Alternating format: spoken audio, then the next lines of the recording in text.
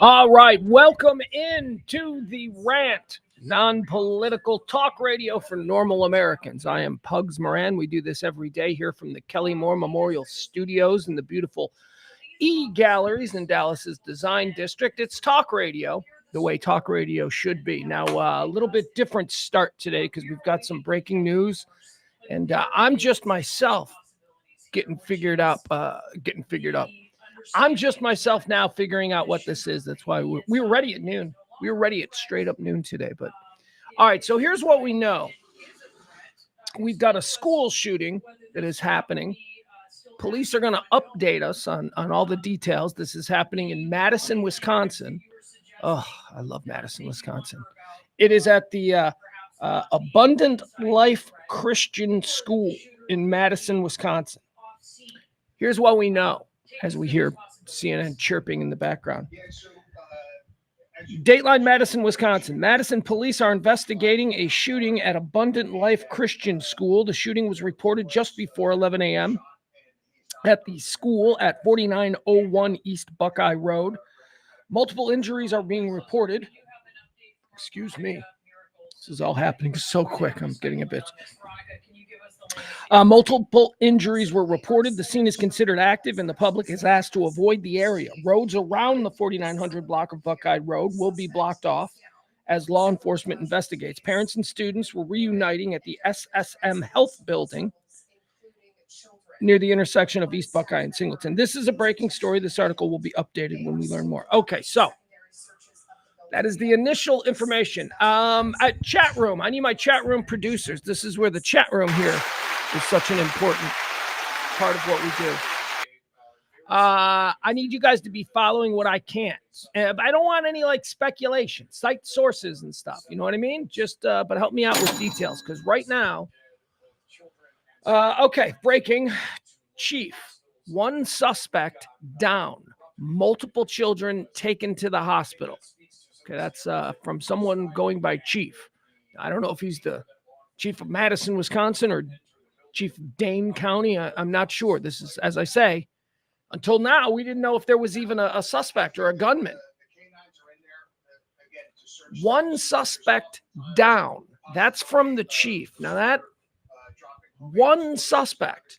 Okay, that's interesting because just before we signed on, we were watching the police behave in a way here, at least as being shared with me from experts watching. The police seem to be going into a standoff kind of mode, suggesting that maybe there was a gunman still inside.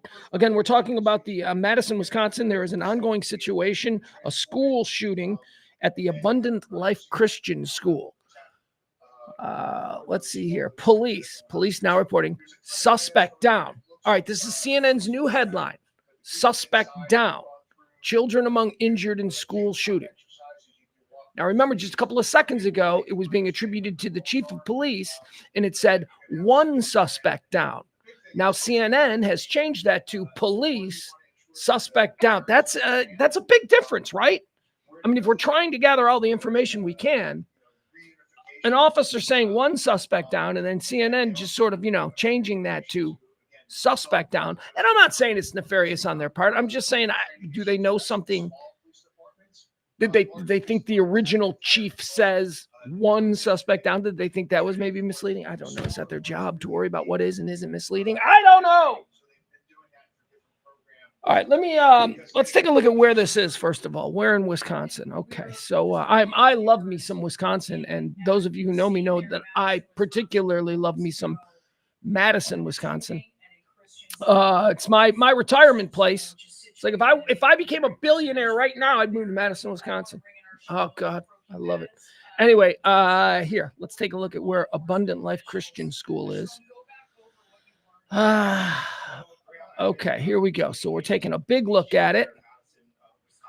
So you got it's west of Milwaukee, as we lovingly call it, Milwaukee. Madison is here. It's the state capital. North of Madison and Chicago, short drive from both. Let's zoom in a little bit. Look at all these lakes. Oh my God, you got Lake Manitowoc, you got Lake Menominee, you got Lake. Oh my God, it's just so great. All right, so let's zoom in on the gorgeous Madison. This is where you want to be if you're in Madison, this little area right here. But okay, so let's go. Let's check this out. This is the Abundant Life Christian School, right there on Buckeye Road. Very nice. Of course, it's nice. It's Madison, Wisconsin. Everything in Madison, Wisconsin is. You know what? Everything in Madison, Wisconsin is darling. Everything in Madison, Wisconsin is absolutely darling. It's like America perfected, if you ask me. You know why? Because it's not rural, but it's also not big city, and it's not suburb. It's a college town. It's like Austin. It's like Austin with 4 seasons. That's the best way to describe it. All right, here's the school we're looking at. This is where the shooting took place. Looks like a nice little typical Madison, Wisconsin rural neighborhood. You got the pool cleaners out there. Let's see here. Okay, so let's drive around here, see what we can see. Can we pull in? Yeah, looks like we can. I don't know what this is. This looks to be, looks like a park, but it's just a school because Madison, Wisconsin is one giant park. Let's see here. I think we've got the shooting right here. Let's pull this up, okay? I think this is where we're going to get the press conference, and I want to see that. And then we'll move on. We got a full day of show. I mean, we'll move on unless we can't move on. You know what I mean? All right, this looks to be Fox out of Minneapolis. See if we get some sound here.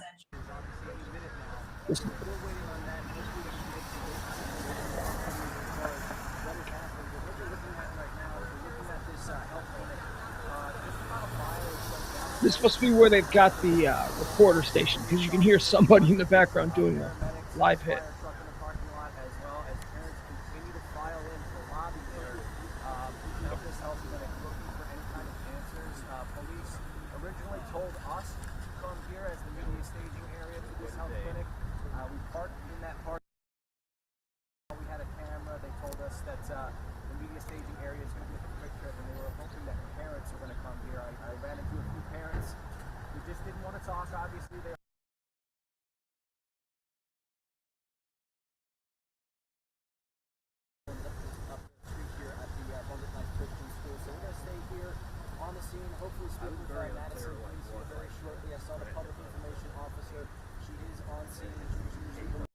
All right, whoever that guy is, he's off mic. Could you hear a little bit of what he was saying? This is just raw footage from out in front of the school. Again, there's been a school shooting, Madison, Wisconsin.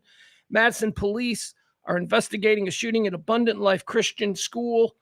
This happened just before 11 o'clock. It looks to be in a little bit on the outskirts of downtown Madison. Shooting was reported just before 11 a.m. Let me see what... all right, I'm going to keep an eye on CNN. No, you know what? I don't even. Why? Why do I want to keep an eye on CNN? Let's go with something else. I need to get a better source.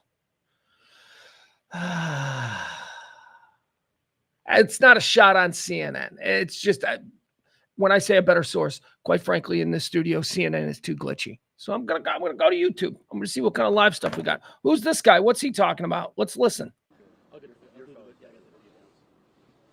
Do you want to, maybe right here? I'll duck down once he starts talking. I love how we get to hear the reporters talking before. Let's listen in. They're all off mic. I think that's fine.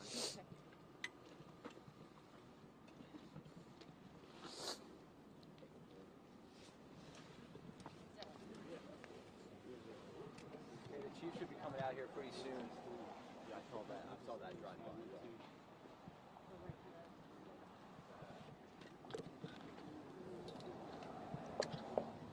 I'm trying to figure out where the staging area is because that looks like a QT, right? I don't see a QT or maybe a racetrack.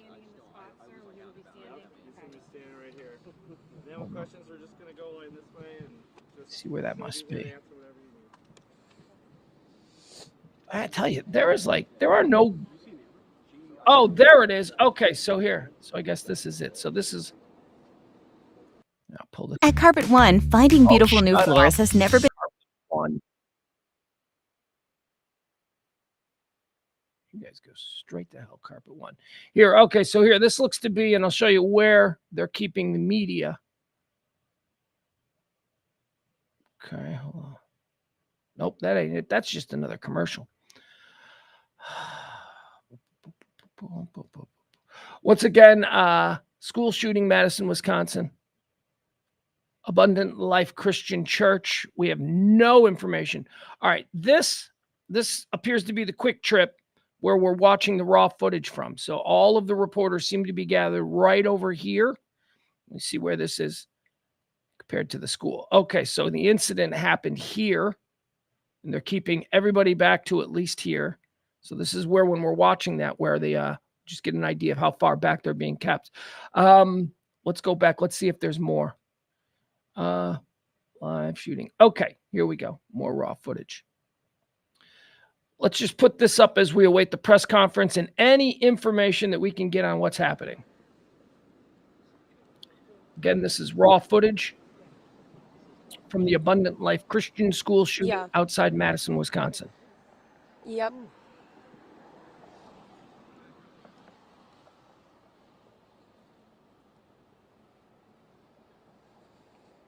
Yeah, Chief Barnes is expected to come out here any minute now. We're still waiting on him. We were told about 12:15 he'd be coming out, but we're just waiting a couple more minutes, it seems like, for Chief Barnes to give the media a briefing here. We have media from really all over the state covering the shooting that just took place right up the road here, just a mile or so. And as the parents here are still showing up, going to the parking lot at the SSM Health Clinic across the street, trying to reunite with their students.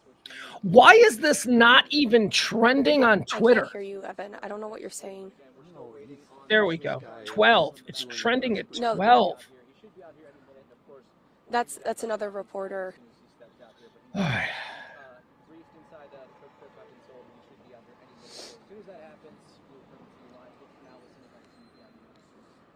Yes.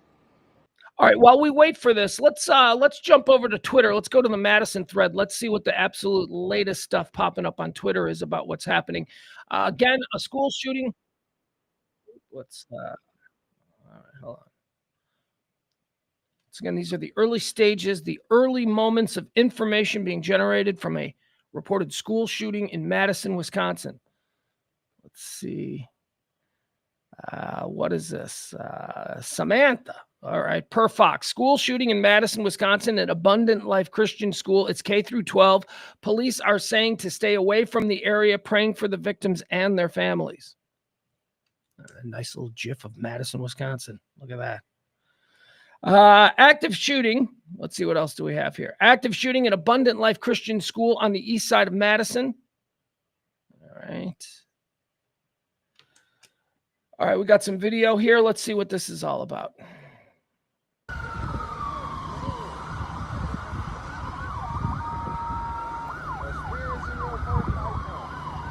All right, well, we always get that. That's just a response.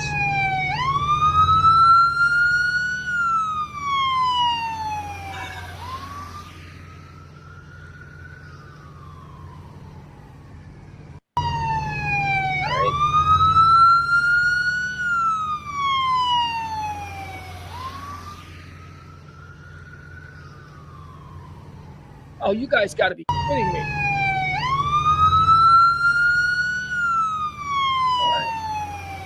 All right, well. Is there anything else?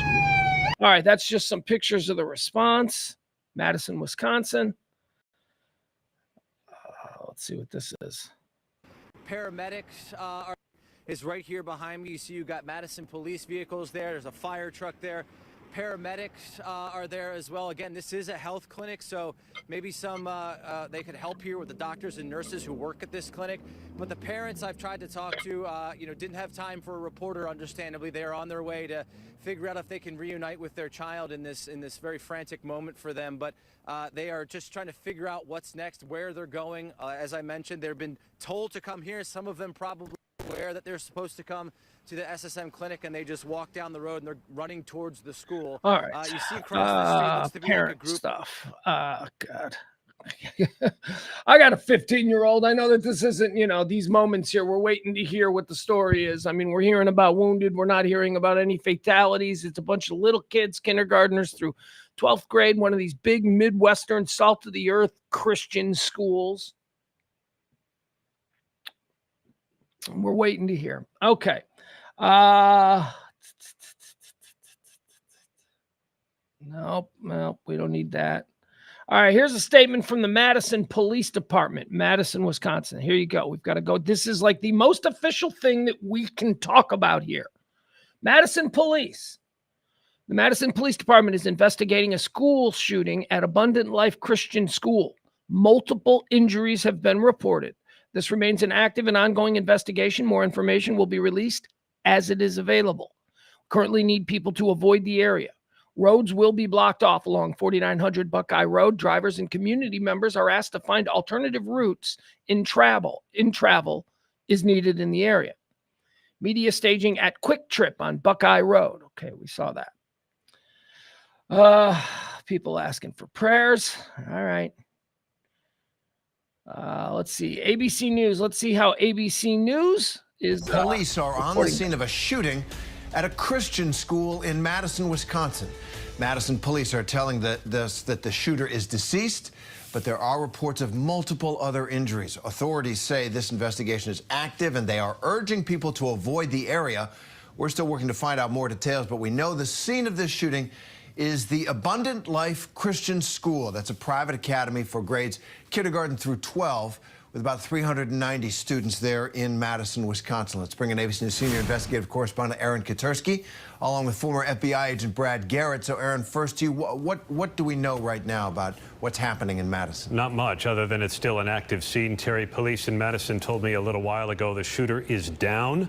It's unclear exactly what that meant, and that there were multiple injuries, perhaps more than a half dozen. The status of the injured was not immediately clear. I know police were responding to this Christian school along with a rescue task force. That means that police were going in to clear the classrooms room by room inside the school with EMTs so they could provide immediate care if necessary, and they arranged different levels of trauma care outside in the parking lot area. But it's still an active scene, police there, but they do believe the shooter is down.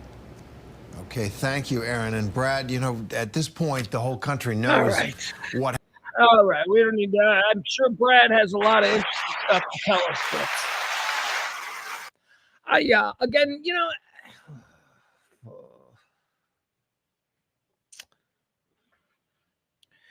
lately my new kick is words matter, right? The way things are being phrased. I'm just trying to.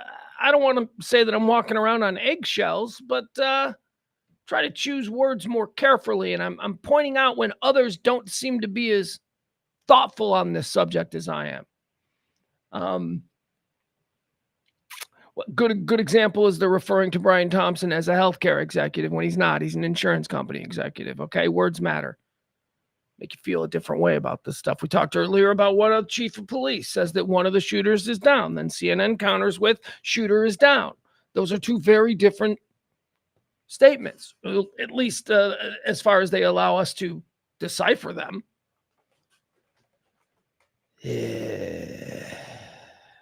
I just don't think they need to mention Christian schools. All I'm saying, it's the Abundant Life School. Everybody so far, it's Christian school, because they're thinking about what the next story is, right? After we get a body count and after, everybody's done mourning, what else can we extrapolate from this story that we can keep people divided? It's a Christian school. What does that mean? It's war on Christians, or see, these Christians, they're crazy. They're killing each other. Whatever the argument is, I just don't think it's necessary. Right now, we're talking about a school shooting, the Abundant Life School in Madison. Doesn't matter what these kids. It doesn't matter, man. It doesn't matter. It's a school shooting. It's K through 12. And I don't know how I am supposed to just do a normal show when this is how we start. For crying out loud. I got so much dumb shit I want to talk about today. And now I'm in a mood. Now I'm all up in my bag. Get out of here. That's me talking to myself. That's me trying to change the mood. Jeff makes a good point. It's the actual name of the school, which is why it actually is the name of the school, Abundant Life Christian School. It's an interesting point. This is the conundrum. What is the play here? No, but that is what it's called. Or to recognize that maybe you just shifted a little. What is the right call? I don't know. It is. It's a Christian school. All right. I don't know what that means. What does that mean? I don't know. It's a school. There are kids. Would it change anything if it was a Muslim school? Would it change anything if it was a Catholic school? No, it's a school or a public school. Fuck them public school kid. That's not how we think. I don't know. Because you're already seeing it. I'm already seeing it. That's why I'm triggered. I'm easily triggered. We know this. That's why I do this show every day at noon. I'm easily triggered. If I don't get this stuff out here, I'm going to be a wreck for all the people in my life. All right. Oh, my God. Jesus. Early reports, 3 dead, including the shooter. 7 injured in school shooting. That means 2 people are dead. Two innocents, including the shooter. We're calling it 1. 7 injured. Okay. All right. There we go. So that's how we start today's show.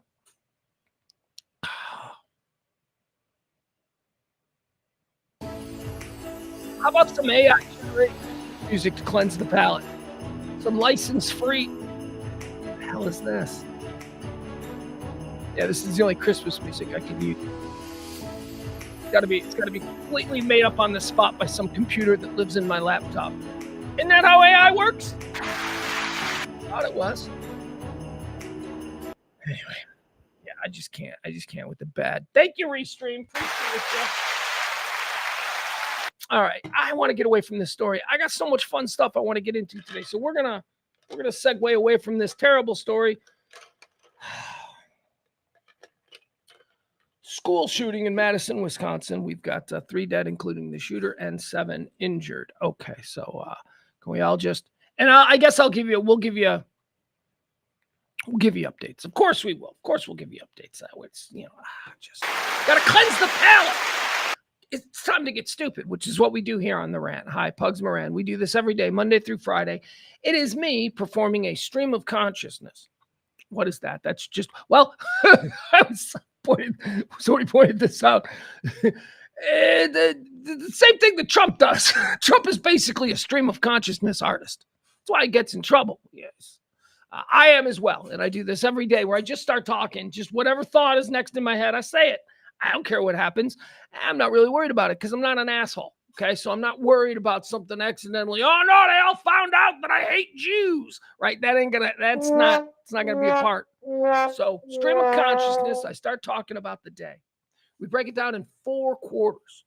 It's more from my personal edification than yours, but maybe it works for you too. The quarters allow me to keep talking and know where I am and not just get lost in the weeds. First quarter, we call that antecedently on this day. That's to look at the day's history. Second quarter, birthdays. People born on this day. Are they cool? Or do we say screw them? Quarter 3, deads. People who died.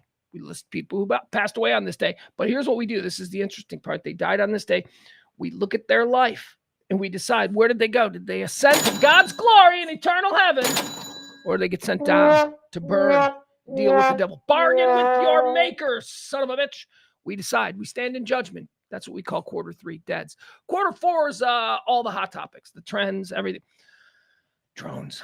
We're gonna talk drones. We're gonna spend a lot of time talking about drones because I spent the entire weekend talking about drones. To myself, basically, which means me screaming at my laptop. Why don't they have any answers? The drone story is bigger than ever, and we're gonna cover that from top to bottom. I also promised you on Friday when we ran out of time that I would get into the whole Duke lacrosse players thing. Didn't have time. Really want to stretch out on that one, talk about that. And so we'll do that as well. And we were covering the Hana Kobayashi story for a bunch of weeks. That's the Hawaiian girl who went to LA and vanished. Whole world went looking for her. Even her dad. Her dad killed himself. Her dad thought, nope, this ain't. I can't live in a world where my little baby, my little honey bear, where she just got abducted by crazy cartel members. He thought the worst. So he killed himself. Couldn't find his daughter. Yeah, she turned up. She just couldn't with all them. That's her excuse. She just couldn't. She disappeared. She's like, I purposely disappeared. Yeah, well, your dad's dead. Anyway, there are so many more details. Oh, good Lord. Now we're not afraid. We're not like protecting her anymore. We're talking about who this psychopath is. She's nuts. This Hannah Kobayashi. She is nuts. We'll get into that. Jamie Foxx. We've been talking about Jamie Foxx, how much we love Jamie Foxx. I do anyway. I love Jamie Foxx. I'm glad he survived whatever that brain rot incident he had from a year ago. He got into a fight this weekend, a fist fight in Mr. Chow's. Yep, Jamie Foxx is back. He's healthy. He's throwing hands in a fancy Beverly Hills restaurant on Friday night. Jamie Foxx. We'll tell you all about that. Plus, whole bunch more stuff to get to. Chris Rock on SNL. We got stuff to get to. A new viral song. Oh my goodness. Do we have the new Oliver Anthony? Remember Oliver Anthony from a couple of years ago? Oliver Anthony, that guy, good song. I thought he was great. That was a great song that I haven't really heard from him much. Him and the Hawk Tuah girl, I think, are touring the country. But that's all right. That's all right. Anyway, we got the new one. They're saying he's the new Oliver Anthony. He's going viral, and we'll check it out. So we'll get into all of that today, I promise. No time. I don't have any meetings today, so we can, go as long as we need to. I got a Bears game tonight. Jesus. Yeah, enjoy, everybody. Enjoy watching my football team once again completely shit the bed on national TV. Why not? Let's get ready for it. Got nothing. Our offensive line is like complete. It was bad 3 weeks ago. And now all of those guys are injured. It was bad at the start of the season.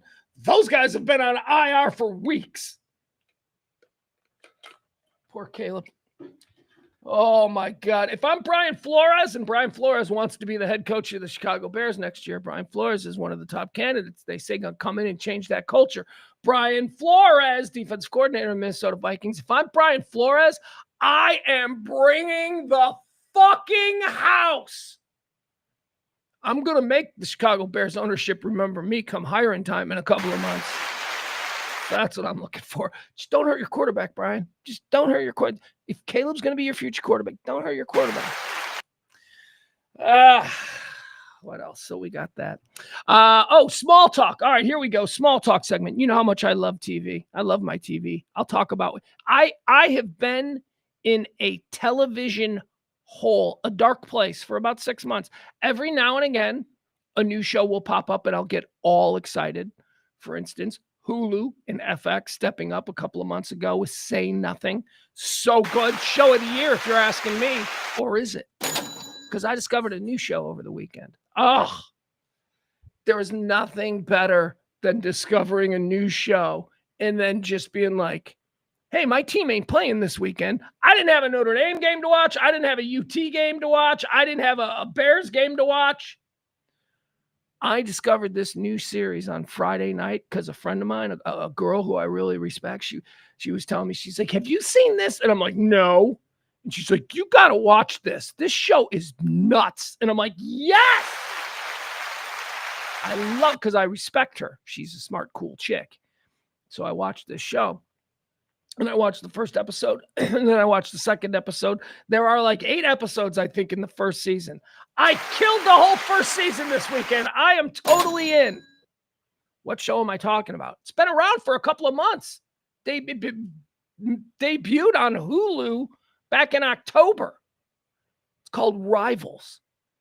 Have you guys ever even heard of Rivals? It's friggin' brilliant. Here's how I would describe Rivals, okay? Rivals is, if you loved Succession, and I loved Succession, Rivals is how Logan Roy, that Brian Cox, I think, played him, the old man, the guy who everyone was jockeying to succeed as chairman of Roy Star Waystar. This show, Rivals, it can be, if you wanted to kind of frame it, how Logan Roy made his money. How Logan Roy in the 1980s just dominated British television and it also forced me. I spent a lot of time on Wikipedia trying to figure out how British television works because it isn't like American television. In America, we had 3 networks, NBC, ABC, CBS. There was also like Westinghouse and Dumont, but really we had 3 networks, and those 3 networks were coast to coast. And anywhere in the country, you could see NBC in your local affiliate. We had that. Over there in England, they don't have that. They got BBC One and BBC Two, which is owned by the government. Then they got another channel that's owned by the government, and then they got a thing called independent TV. Independent TV in England is regional. So who's going to produce the TV for the north of England? You. Who's going to produce the TV for the south of England? You.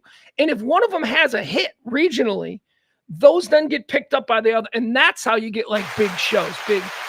I know it's weird. Here's a way to look at it. And I know it's probably interesting to nobody but me because I love this kind of stuff. If you're familiar with the old comedy series SCTV, okay, I never understood this until this weekend watching this show. I always thought that the concept of SCTV, a little local station in Mellonville who actually produced their own programming and put it out there, I thought that was a gag because we didn't have that in America. That's not something I thought that, but Canada is very similar to British with their Canadian. That was a real thing. Like SCTV is a real thing in that there are these local regional broadcasters who produced their own shows. There were real Johnny LaRue's in the north of England and in the south of England. There were real Edith Prickleys and Guy. Anyway, I'd never really got what SCTV located in Mellonville was because by the American network way of looking at it, it didn't make any sense. What do you mean they make their own shows? But that's real. That's how it was in England.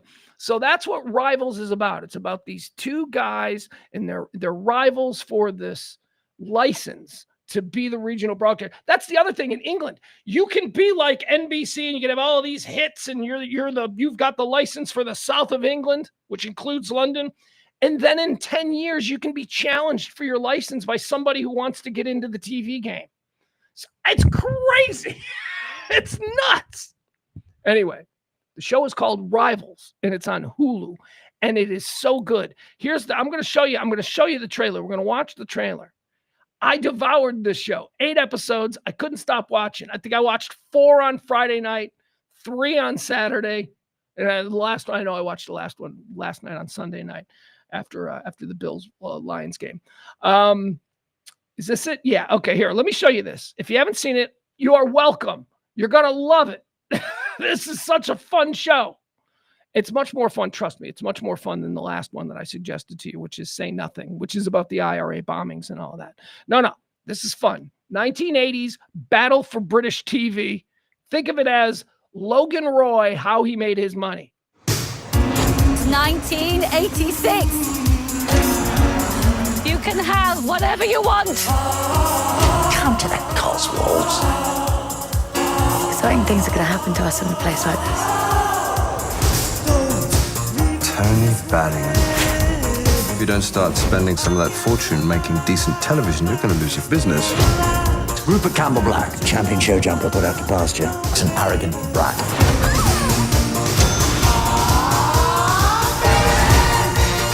Having an opponent Makes life much more exciting. Oh my God, it's him.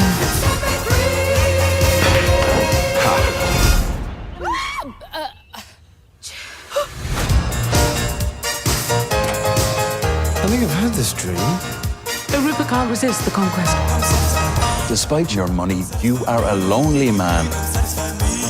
You don't care who you hurt to get what you want, do you? I want you to stay away from my daughter. There's something different about Daggy. I appear to be a little stuck. Welcome to the Cotswolds. I didn't ask to come here.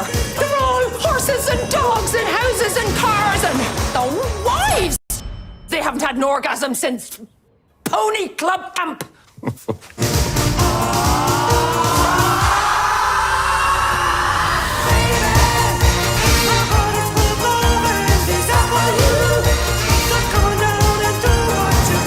You know you're dancing with the devil.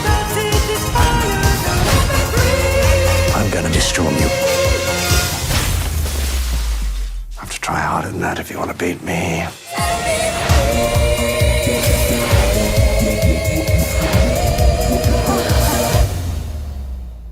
Game on. Oh my God. It's so good. Oh, by the way, now I'll tell you the rest. This is all true. These are all real people whose names have been changed and novelized. There was a writer in the Cotswolds, which were here.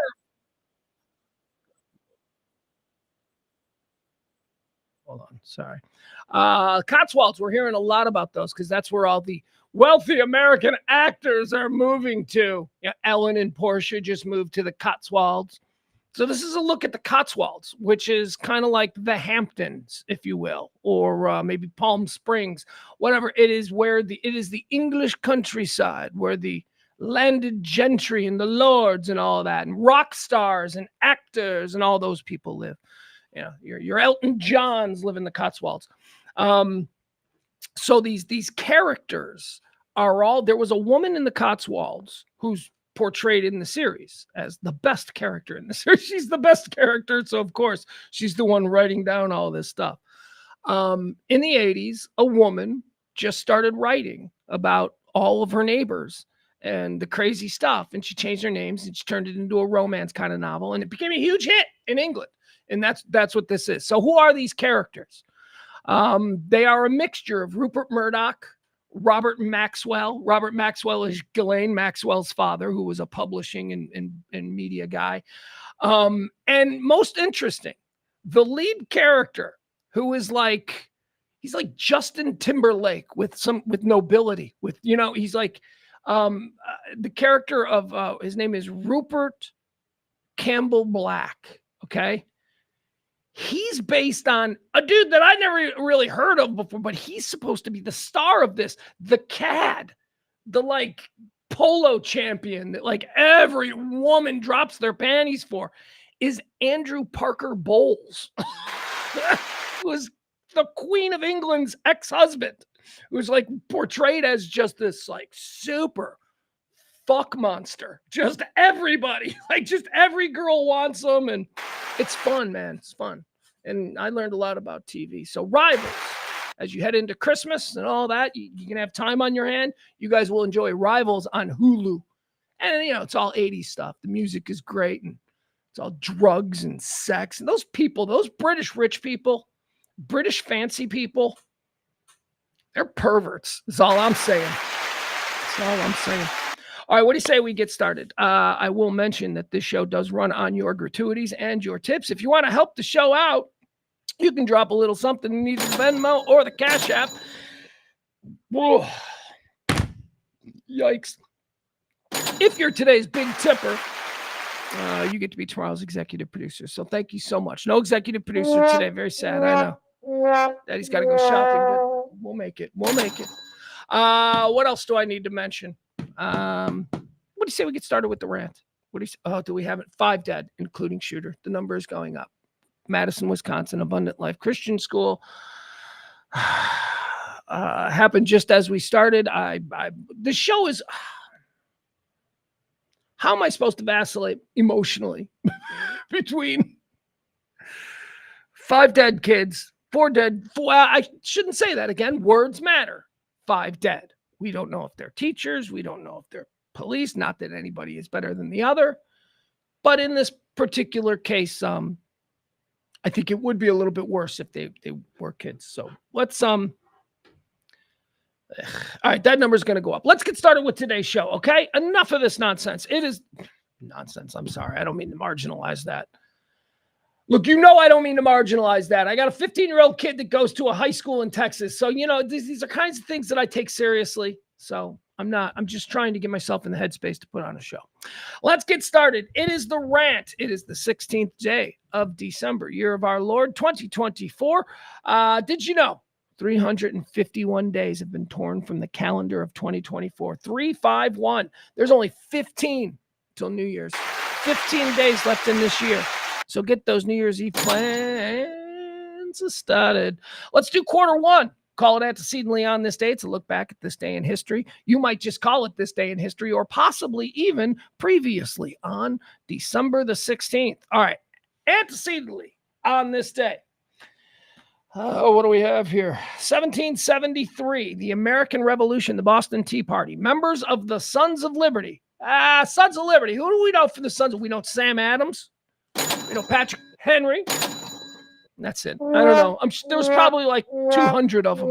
We know 2. We remember 2. And only because one of them made a beer.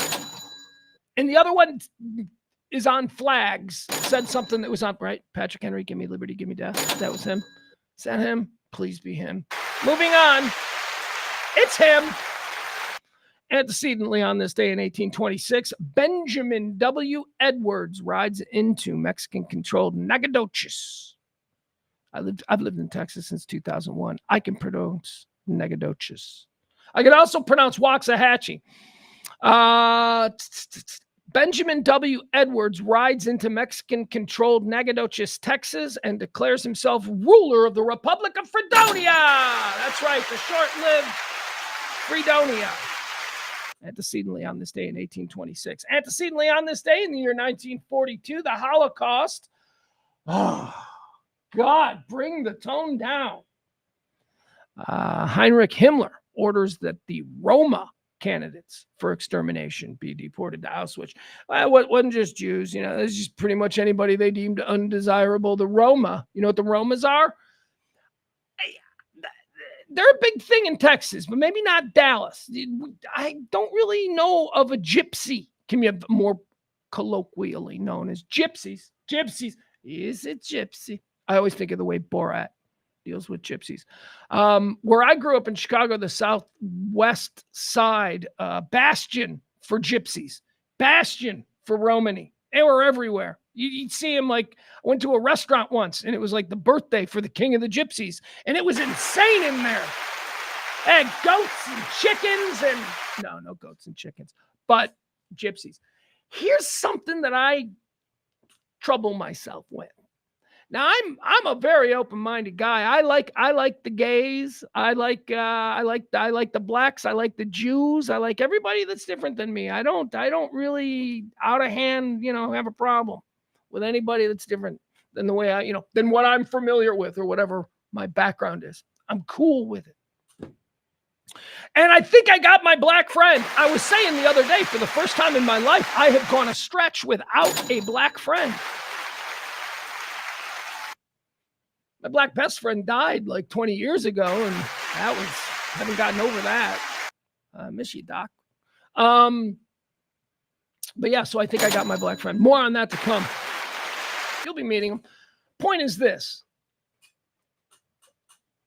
I got a problem with gypsies. I really do. I think I got a problem with gypsies. There was a gypsy family in my neighborhood growing up, and they were the worst. Not because they were gypsies. They were the worst because they stole bikes, and then they stole car radios at first. Somebody was stealing a bunch of car radios out of the student parking lot in high school. Guess who it was? The gypsies. It was. I don't know, man. If you grew up around gypsies, you might be like, you might understand why it was so funny when Borat was like, he's a gypsy. Because you can't trust him. At least that's been my life experience. They seem to be a culture that is literally based on the idea of taking whatever you can from the stupidest dupes in a community and then moving on. That's what the Romani people are.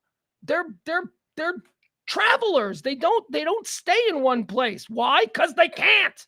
Because they've robbed everybody and they've taken everybody. I don't know. That's just a reality. Call me a racist.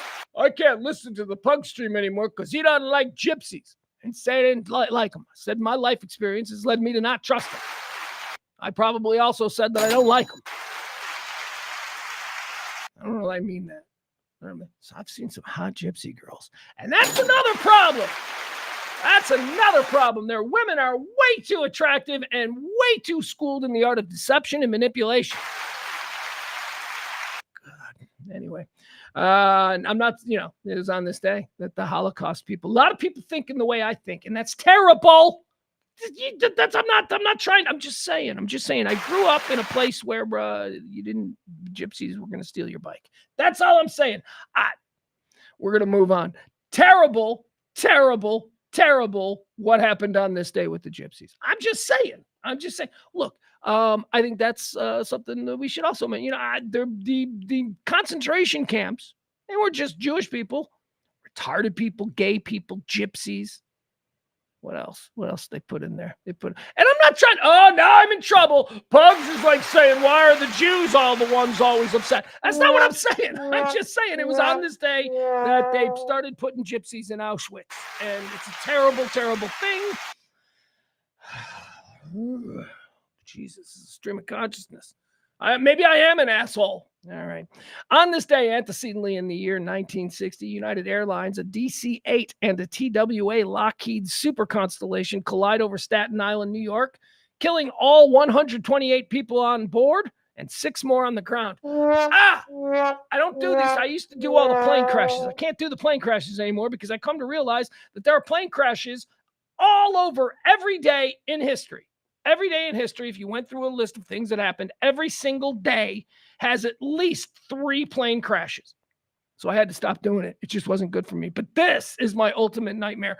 2 planes colliding over Staten Island like a suburb, people falling out of the plane, bodies crashing through your roof. Oh my God. No. Yes. Yikes. That is the ultimate nightmare. Well, I'm done. I can't do anymore. That's it. 1960. We are all done. Let's move on. This show is taking way too long. Let's do some birthdays. These are people celebrating birthdays. I don't know if it's actually their birthday. I didn't call their moms. I didn't run down the county clerks in the area they were born.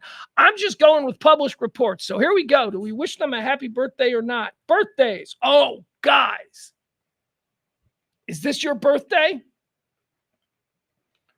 Woo! Now, I'm very, very proud of my birthday. My birthday, of course, we have the moon landing. My birthday. But I share a birthday with one of the greatest men I share a birthday with Alexander the Great. And I think that's pretty good. That's pretty good. That ain't Mel Torme. You know what I mean? I got Alexander the Great right out of the box. Like the first birthday listed on my birthday is Alexander the Great. First one. So that's good. Today, if today is your birthday, man, you've got some ballers, like absolute unforgettable killers of their chosen fields are celebrating birthdays today. Let's see who among them is king of the day. Born on this day, 1770. How are we going to beat this guy? Oh, we might. How are we going to beat this guy? Born in 1770, Ludwig von Beethoven. Beethoven, born on this day, 1970. Ba-ba-ba-bum.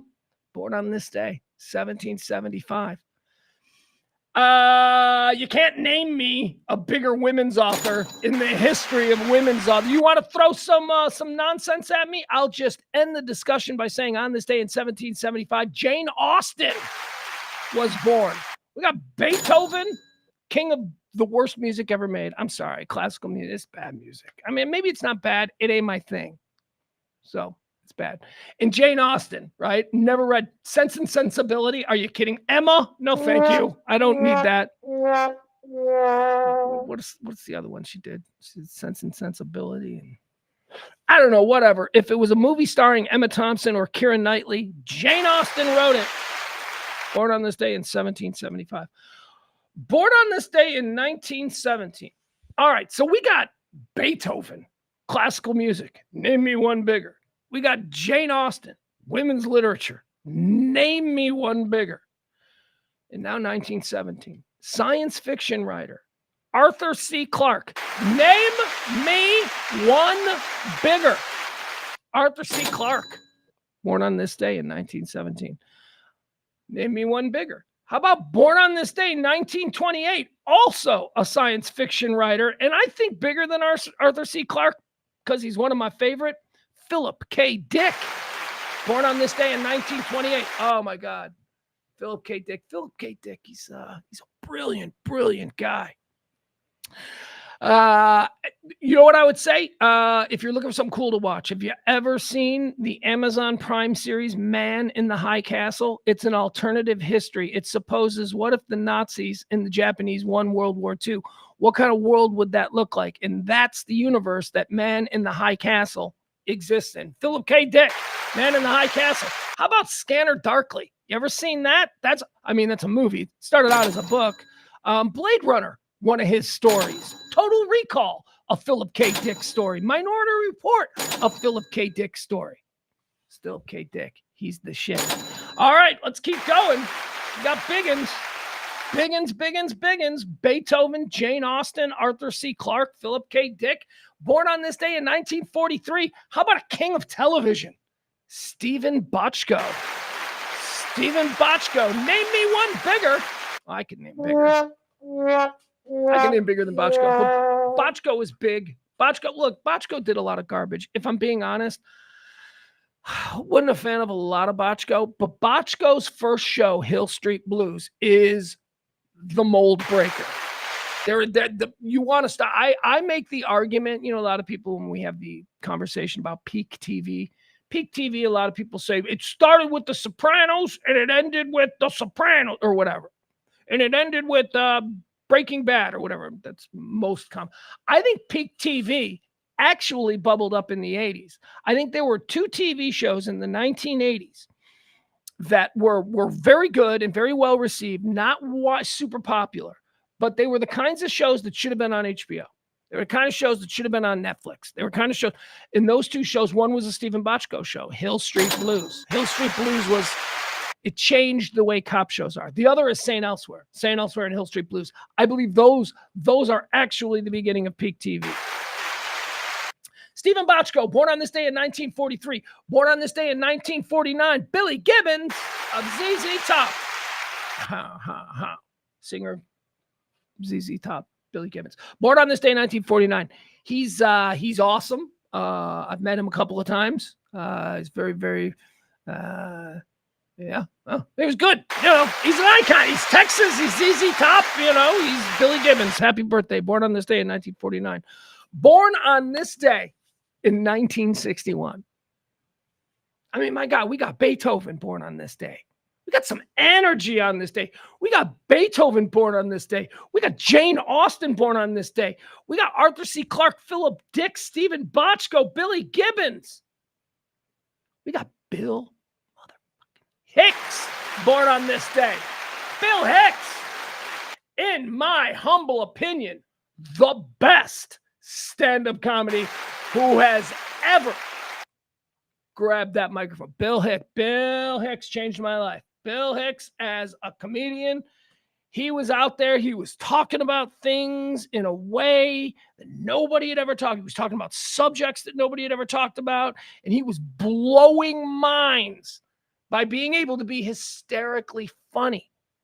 God, he was great. And I don't know when this happens. Cancer, died incredibly young, stomach cancer.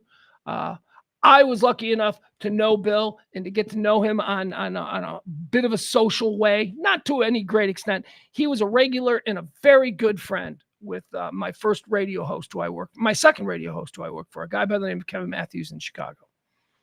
I want to play a little Bill Hicks on his birthday today. I don't know that this is the funniest thing that he ever did, but this is him, man. This is what an hour of watching Bill Hicks is supposed to leave you with, and I don't know. He's one of the greats.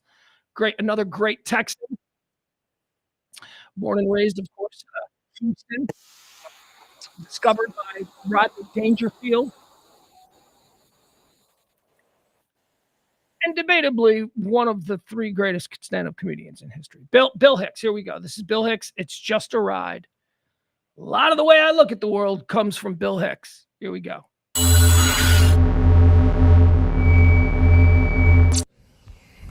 There is a point. Is there a point to all this? Let's find a point.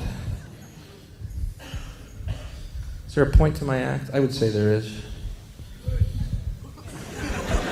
I have to.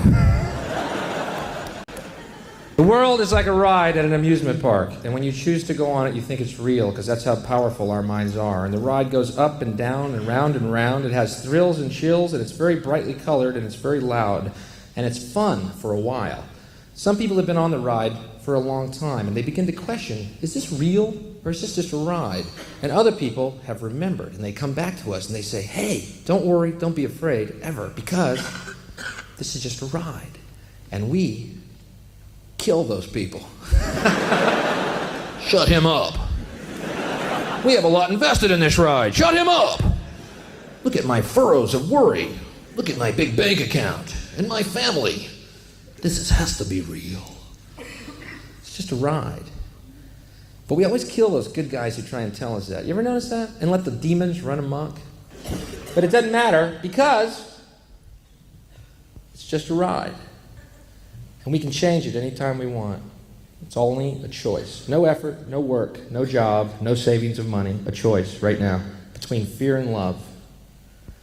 The eyes of fear want you to put bigger locks on your door, buy guns, close yourself off. The eyes of love instead see all of us as one. Here's what we can do to change the world right now to a better ride.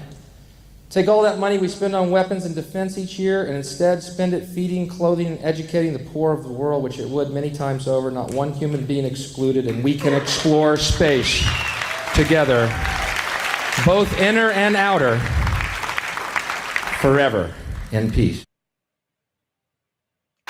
The great Bill Hicks.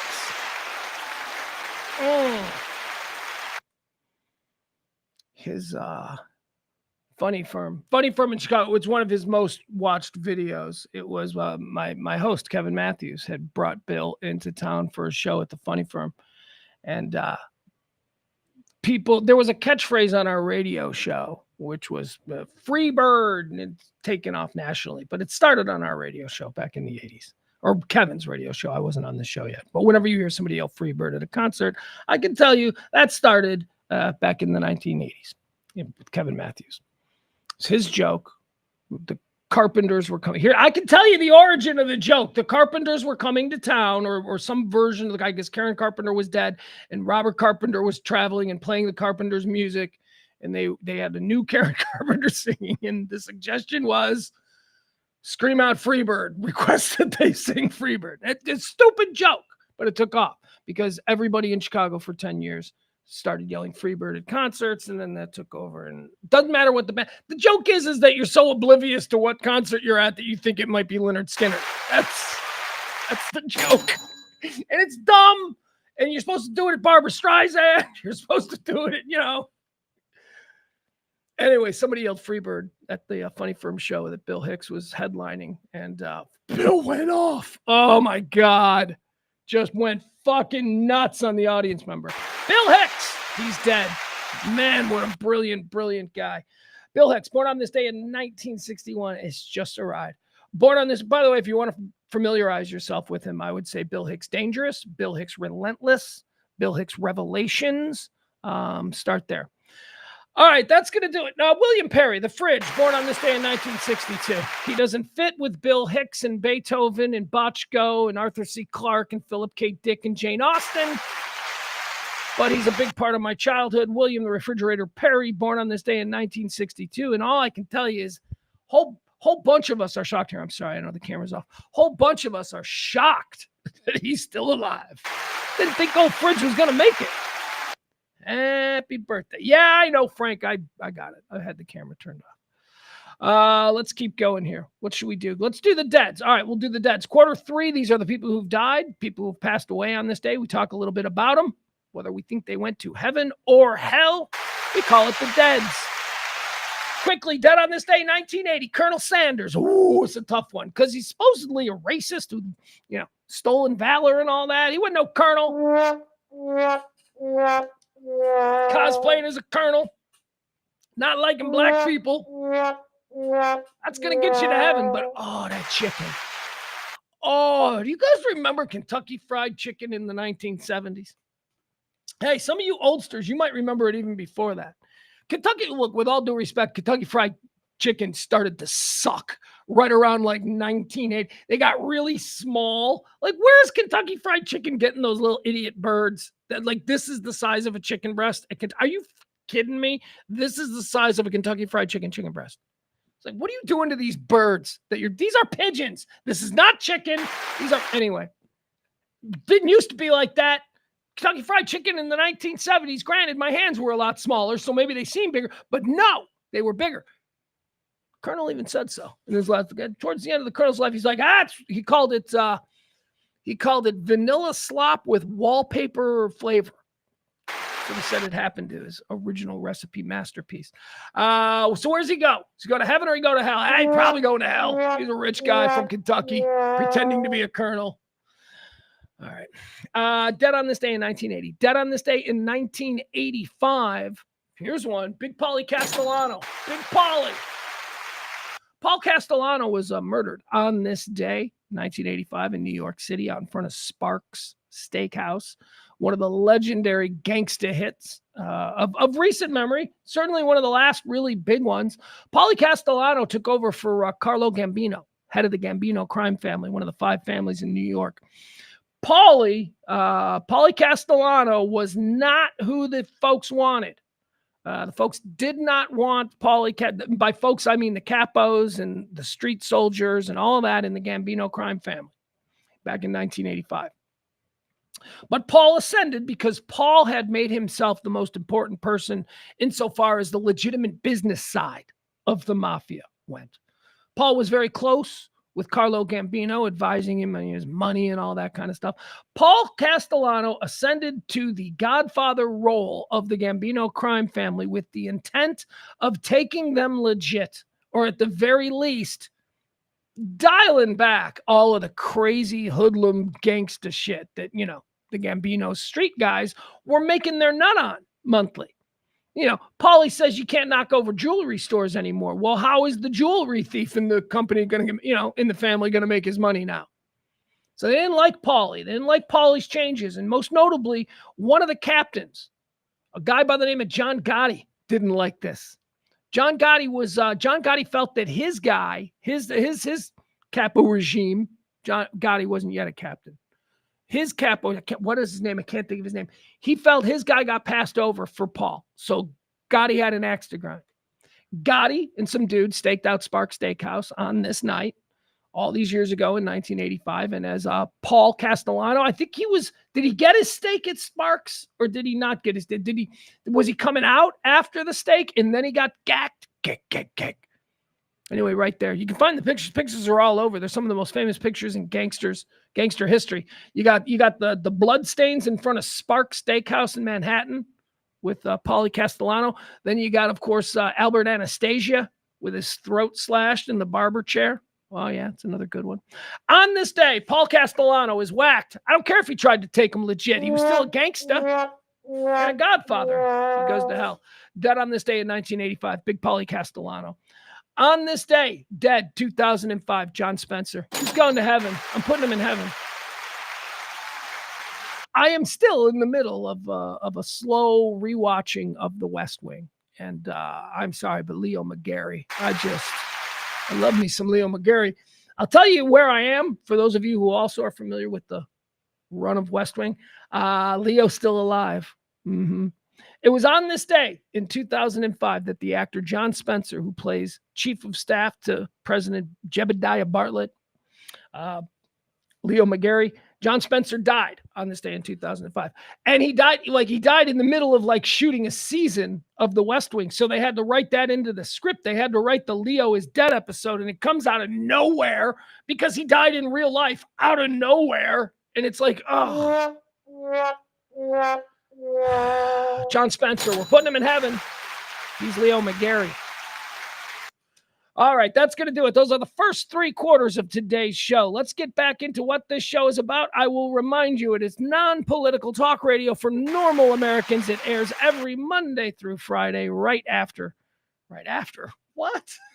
What was that? Right after what? Right after I wake up and get my ass down here. That's what it does. A reminder, you can support the show anytime you want. Drop a little something in the Cash App or the Venmo. That'd be greatly appreciated. All right, let's see here. Let's get into the big stories. Guys, I'm going to lose my shit. I'm seriously going to lose my shit.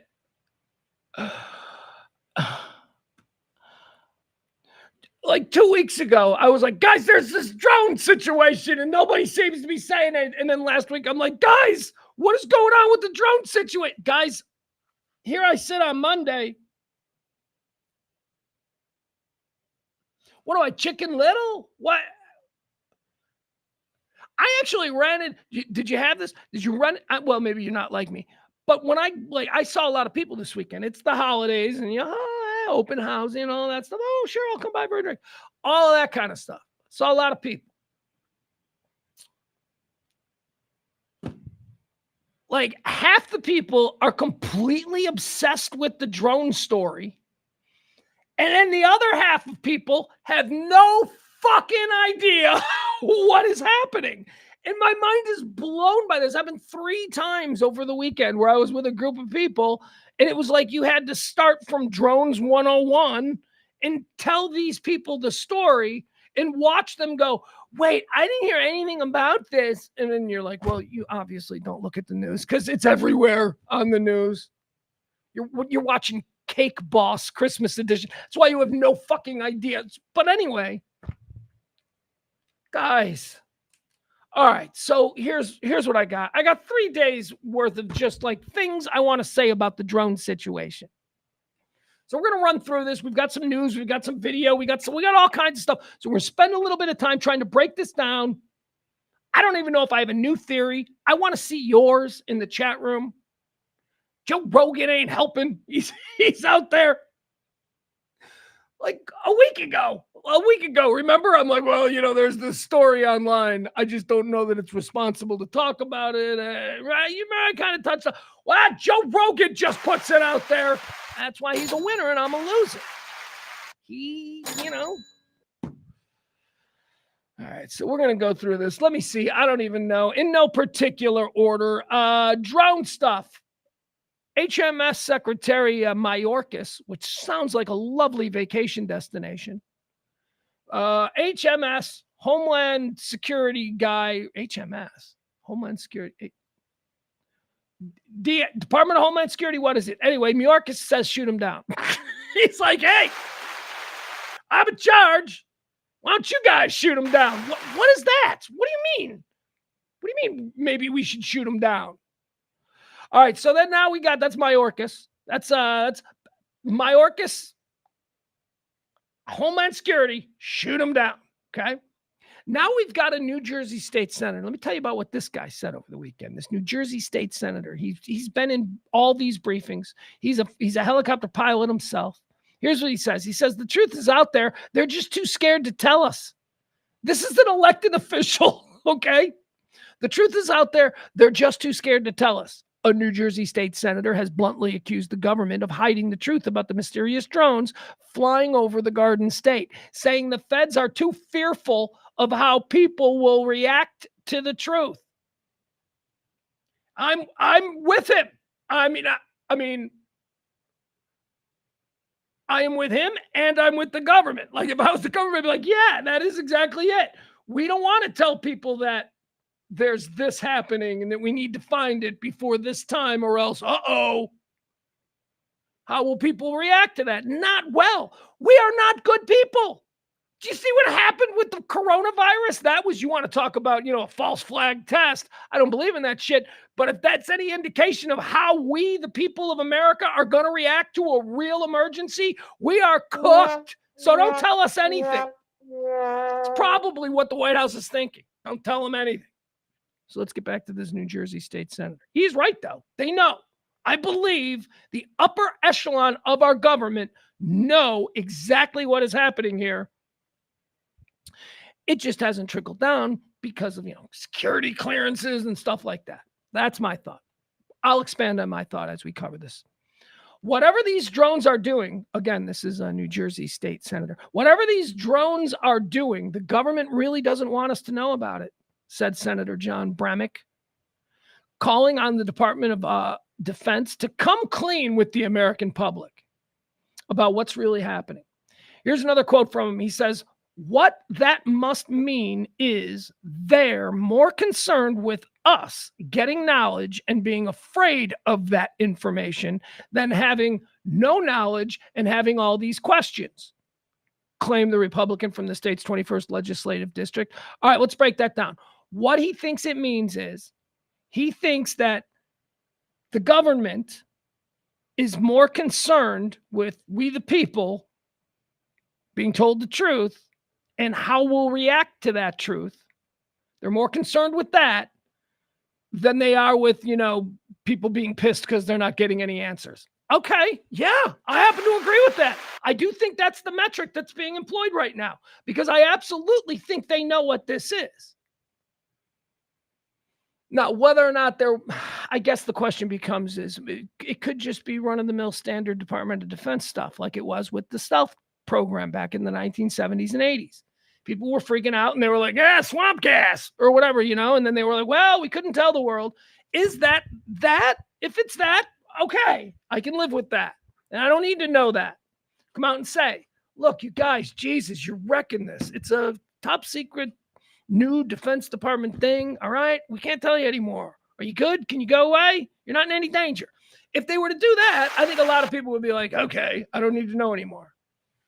Actually, I think a lot of normal people would be like, okay, yeah, I don't work at the Pentagon. I don't have executive clearance. I get that some people can know things that others can. I would like to think that normal people would react that way. Of course, we live in a country where we probably have 40% of us going, no, I need special dark clearance for everything that we're doing. No, we don't. It's a scary world. Sorry, Goober from Arkansas. You do not get that kind of clearance. Get back to looking for a job, okay? Get off online. Go back to, the job boards.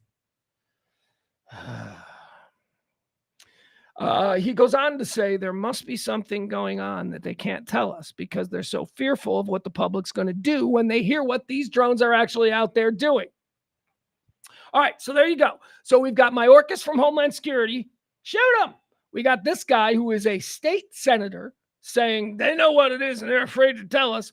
And then we got Jim Hines. Now, I was talking about the different levels of people and what they know. And, people are butthurt because they don't have security clearance and all that stuff. So they're like, they ain't telling us nothing. Well, you don't have the clearance. This guy, I'm going to show you a guy now who would have the clearance. This is a guy who would be looped in, okay? He is the ranking member of the House Intelligence Committee. He would be told he would have the clearance as a ranking member of the House Intelligence Committee. This is Jim Hines. Let's listen to what Jim Hines, he went on TV over the weekend. Remember, Homeland Security shoot him down. And state senator from Jersey saying, they know what it is and it's bad. They don't want to tell us. And now comes the House Intelligence Committee ranking member. Okay, this is Jim Hines. Let's listen to his tone. Let's see what he thinks. Hopefully with truth. Now, let me say something that I know with confidence. It is not the Iranians. It is not the Chinese. They aren't Martians. I know that's very unsatisfying for people who want a Hollywood movie out of this. But how can you say that, though? Look, in the absence of good information, I can say that because I spent all my time as the ranking member of the Intelligence Committee watching what the Iranians and the Chinese do. And you know what they don't do is put a bunch of drones that we could easily recover over the continental United States. The Chinese learned that lesson, of course, with their spy balloon. And you're right, I can't say it with 100% probability. But to Nicole's point, it's just the military is amazing at what they do. An aircraft carrier has 6,000 amazing people on it who will defeat the Iranians. What they're not very good at doing is identifying if there's 12 teenage boys in Montclair, New Jersey, flying Walmart drones. The military is not very good at identifying that and dealing with that. So hopefully with truth. Now, let me say something that I know with confidence.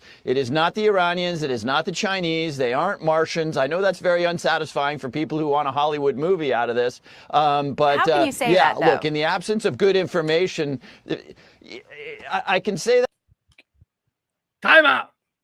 Who's this chick now? Who is this chick? Who is this latest gorgeous anchor clone that Fox, Weekend, they're getting her ready. Okay. As soon as the latest member of Fox and Friends gets sexually harassed, they're going to move her straight into that slot. That because I spent all my time as the ranking member of the Intelligence Committee watching what the Iranians and the Chinese do. And you know what they don't do is put a bunch of drones that we could easily recover over the continental United States. The Chinese learned that lesson, of course. With the sky balloon. Okay, so that guy, here's why I wanted to listen to him. Listen to his tone. He is a guy who would know.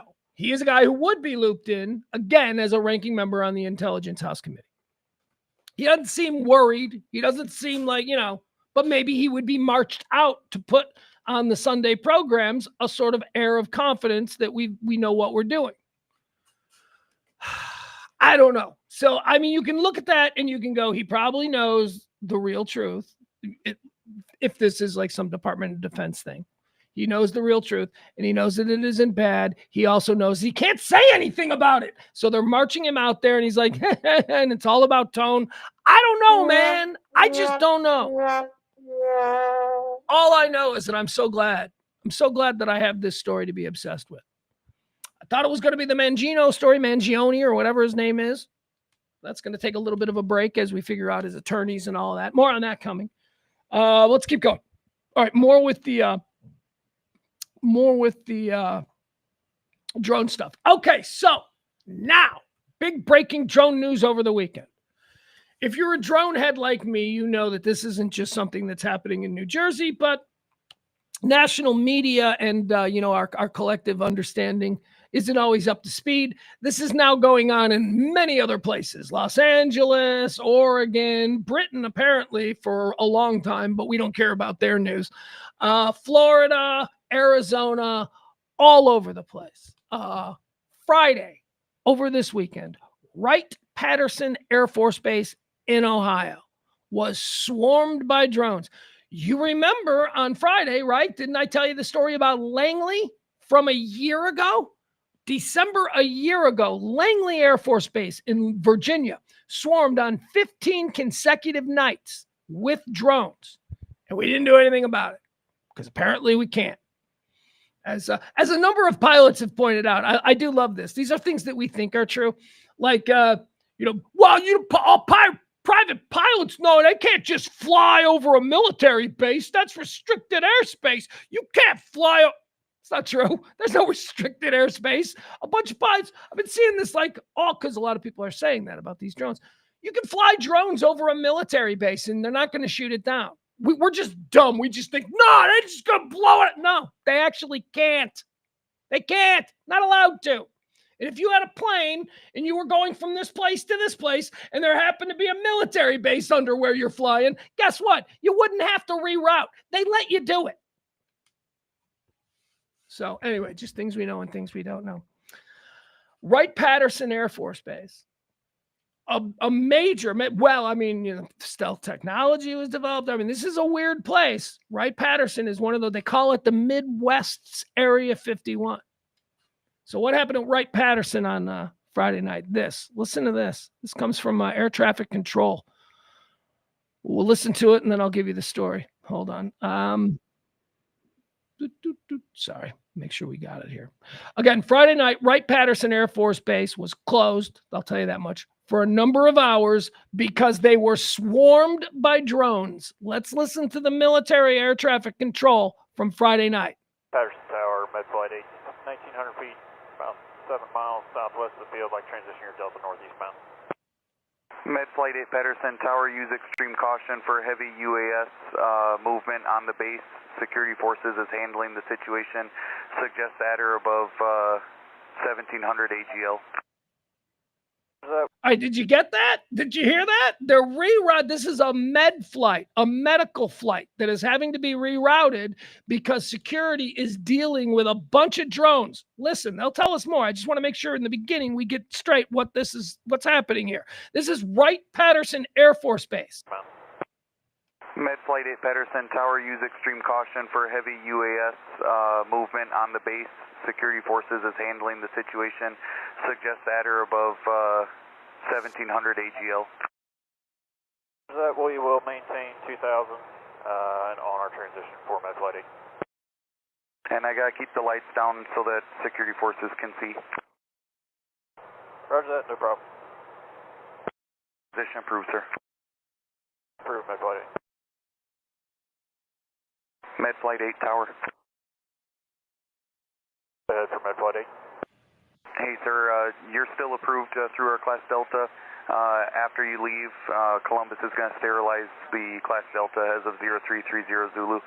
Patterson Class Delta is closed after your transition. I'm sorry about that. You got stepped on by other traffic. Can you say again? Yes, sir. Your transition is still approved. However, Patterson Class Delta is sterilized as of 0330 Zulu for heavy unknown UAS activity. Security Forces is handling it, and Columbus is going to sterilize the airspace after you leave the Delta. Roger that. No problem. Thank you. Roger that. No problem. Thank you. They closed an American Air Force base. Here's the story. Okay, so we just heard it.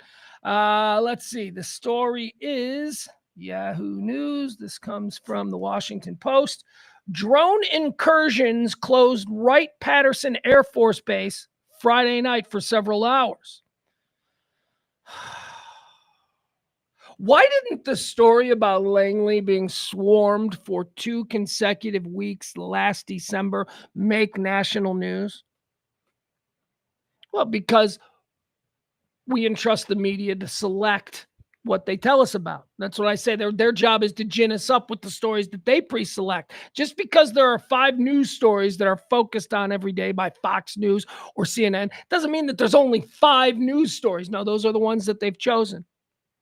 Now we're going to hear about every time a drone comes near an Air Force base, we're going to hear about this now. But remember, last December for 2 weeks, Langley Air Force Base in Virginia was swarmed by drones and nobody paid any attention to it. Now, there were reports of it. I mean, I found the reports. You can find them now because they're super important now with what's happening. Here's what it says. The sprawling Wright-Patterson Air Force Base in Ohio is the latest military installation to report mysterious drones flying over its airspace. I can confirm, here's a quote now, I can confirm small aerial systems were spotted over Wright-Patterson between Friday night and Saturday morning. This according to base spokesman Bob Perdaman.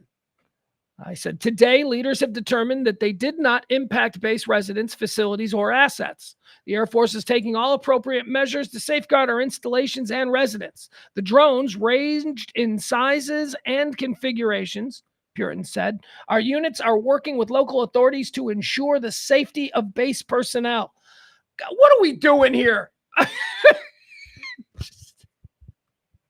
What is happening?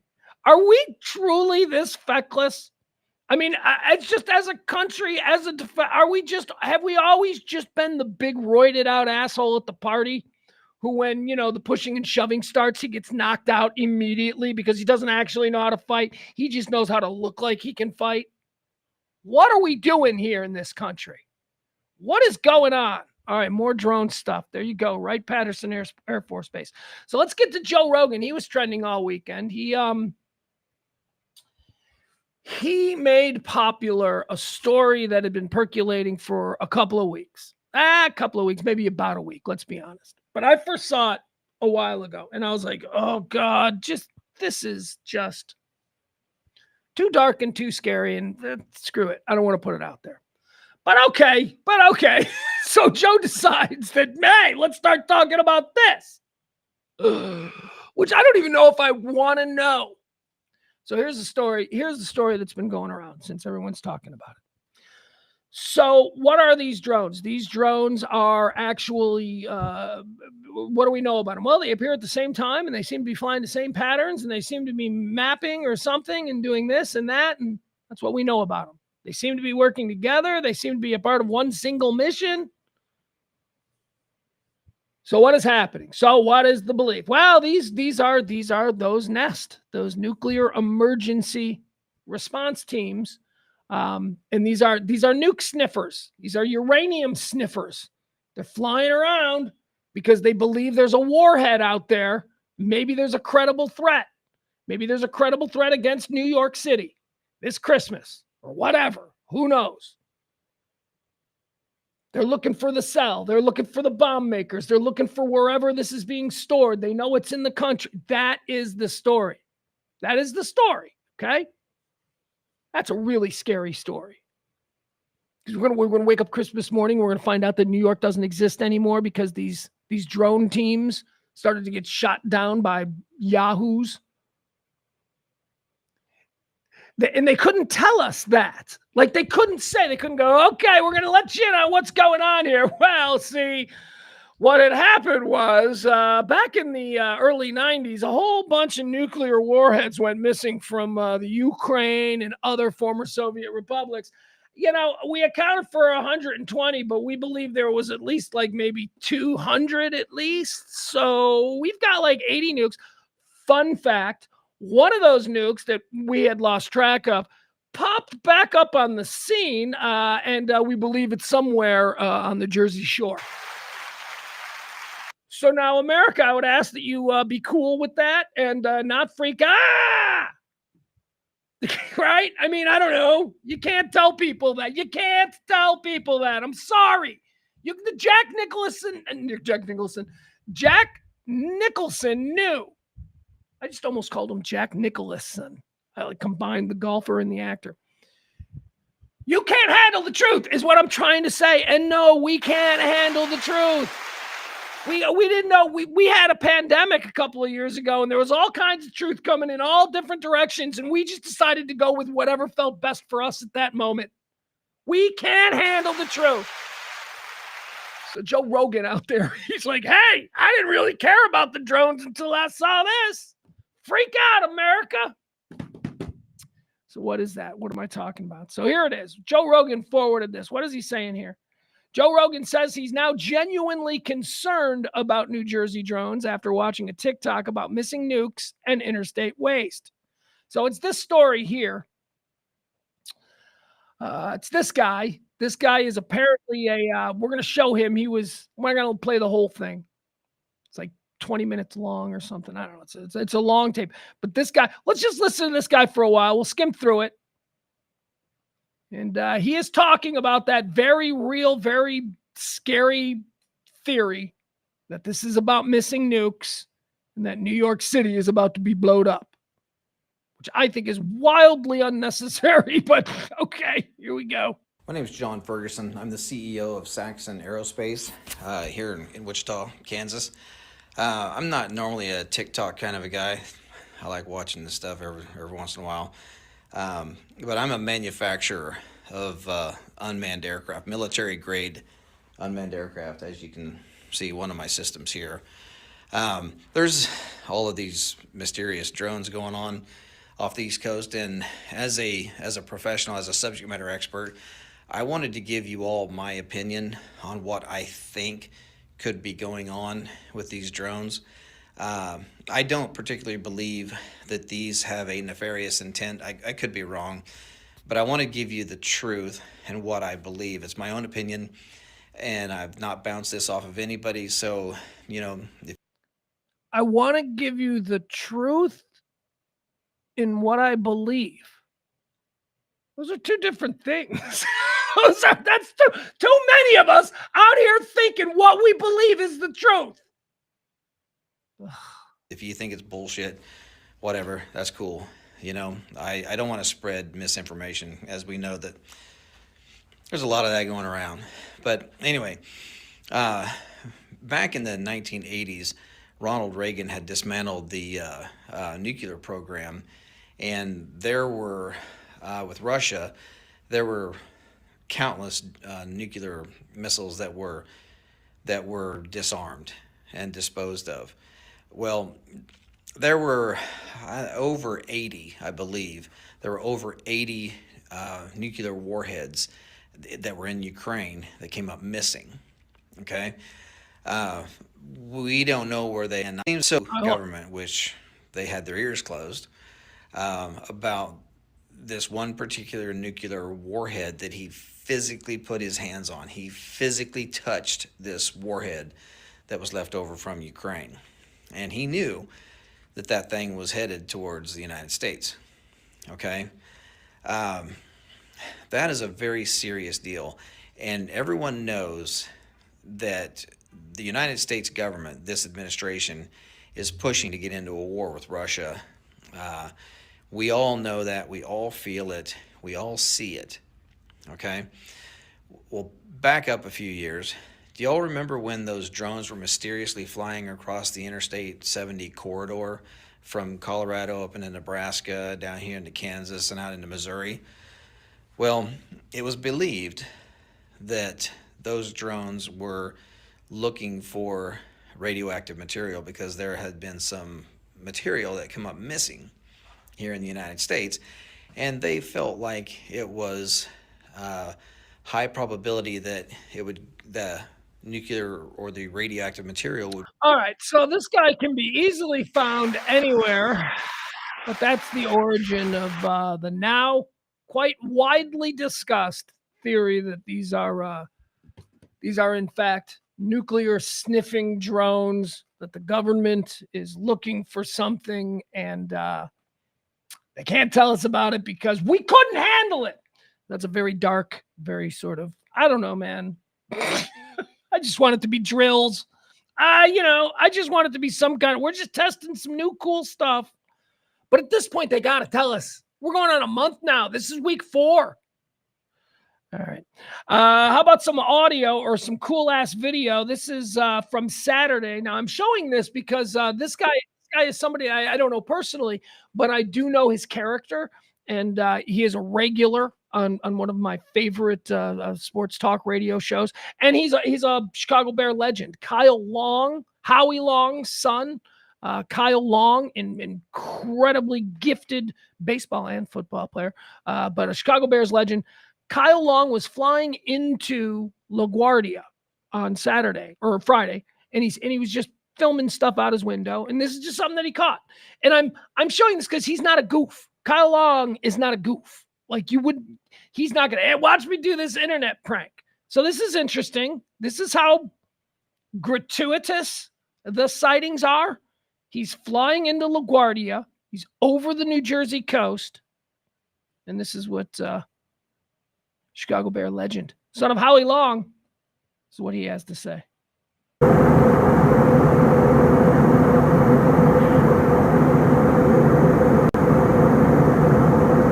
What is that?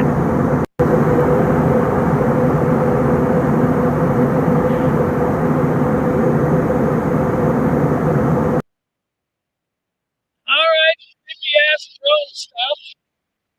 We got more creepy ass drone stuff. What else do we have? All right, let me see what this one is. This is a drones hovering over a police station. This is a cop who was pulled over out in front, filming this. Here we go. This is where is this from? This is somewhere in New Jersey. Here we go. Remember, our White House would have us believe these are all airplanes. Here we go. See, it's stalling right over the cop cars. Those are the cop cars. That's the station. And this thing is stalled right over us. There it is. Can you see it?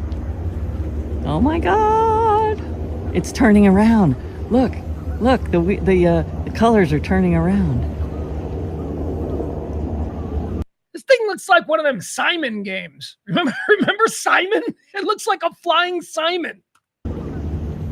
This is some crazy stuff. All right, there you go. That's more drone video. That's just hanging out over a police station. Let's see. What else do we have here?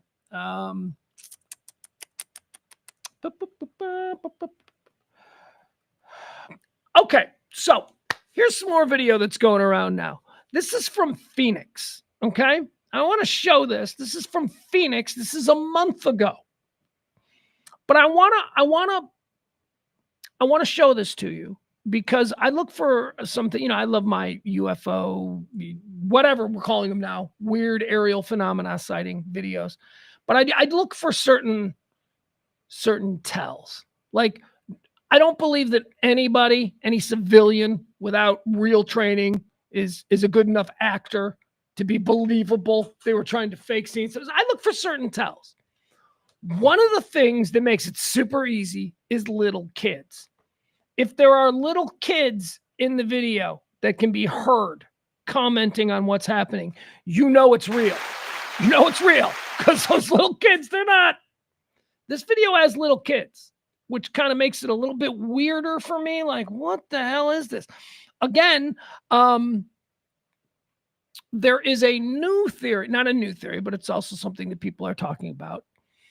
Have you heard the concept of the orbs now? People are talking about these orbs. Sometimes they're saying that they're drones, and sometimes they're saying that they're seeing orbs. Well, there is a story online that I'm enjoying that the drones are ours and the orbs are aliens. And these drones are, look, I don't know, man. Let's just watch this video. This video is crazy. Once again, the kids make it real for me. These are a whole bunch of drones, orbs, whatever. Drones and orbs. This is what happens. Watch this. All right, here we go. Phoenix 1 month ago. Kids make it real. Kids make it real. Come here, look at this. Come here. What is that?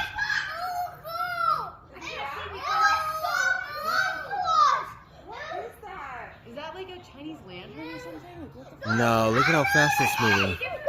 Is that coming towards us? It just showed up.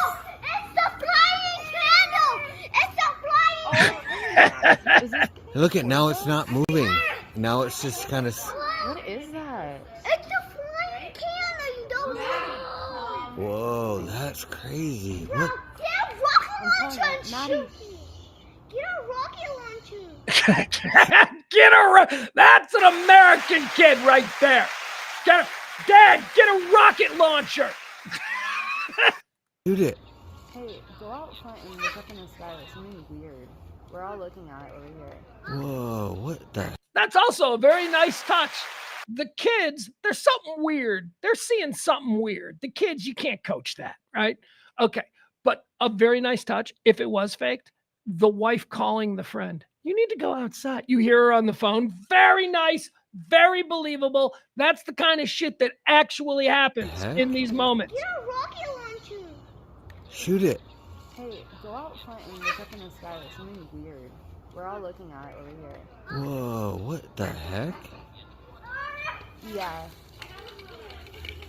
I mean, we saw it earlier and it disappeared, and now it's back. It was really weird. It was so close when I was like, so like Sonic. All right. I'm telling you, those kids, man, they make me go, this is, because normally if it's just a human, or more specifically, an American human, I'm like, this fucker's full of shit. This guy, what's his game? You know? But you hear those kids, and you're like, they're seeing something. There's something that they are all looking at.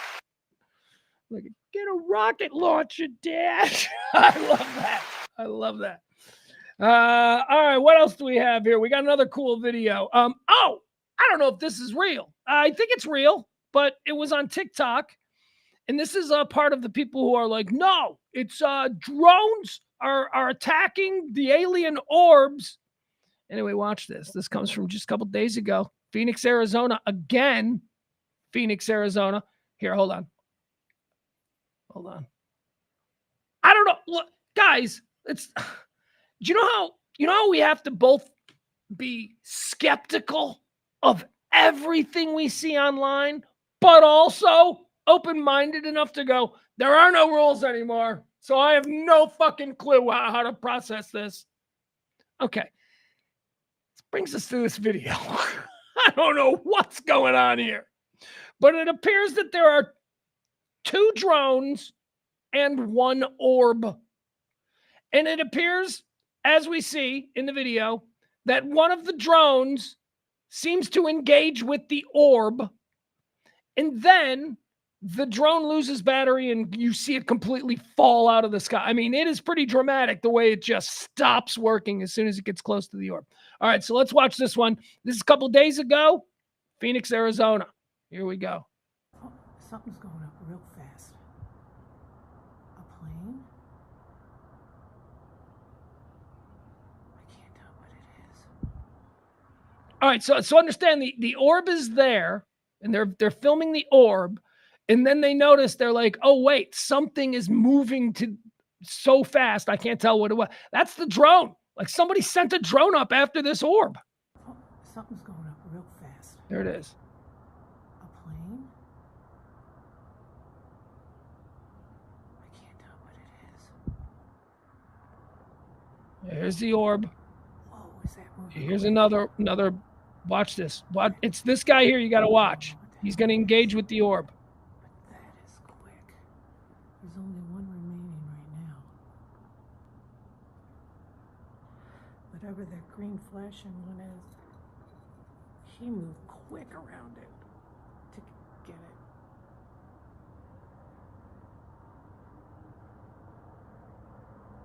Super quick.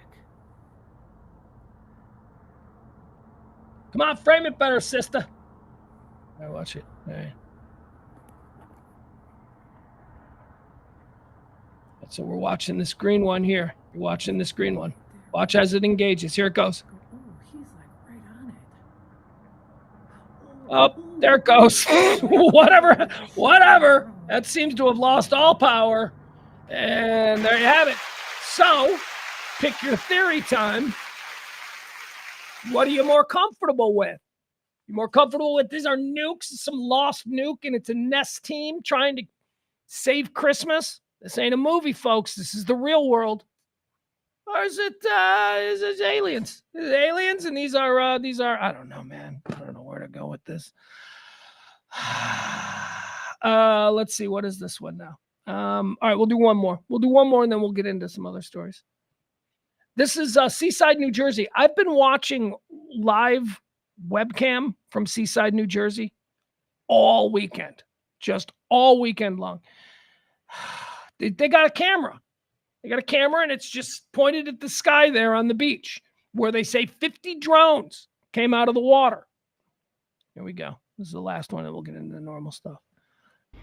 So there is, what the fuck is that? Okay. What the hell? Okay, something's going on. Something's going on. What is that next Remember, the White House is telling us these are just airplanes. Total nothing to see here. to it? What the fuck? A part of me is starting to maybe think like that red drone is someone's drone. Like someone here putting it up, like police or something like that. And the one above it is the unidentified drones. I don't know. That's not accurate. I am just saying my theory because that red drone is really low. It's kind of weird. And oh my God, look at that one going. Look at that thing take off. Where is it going? Look at change direction. It went close to that red drone.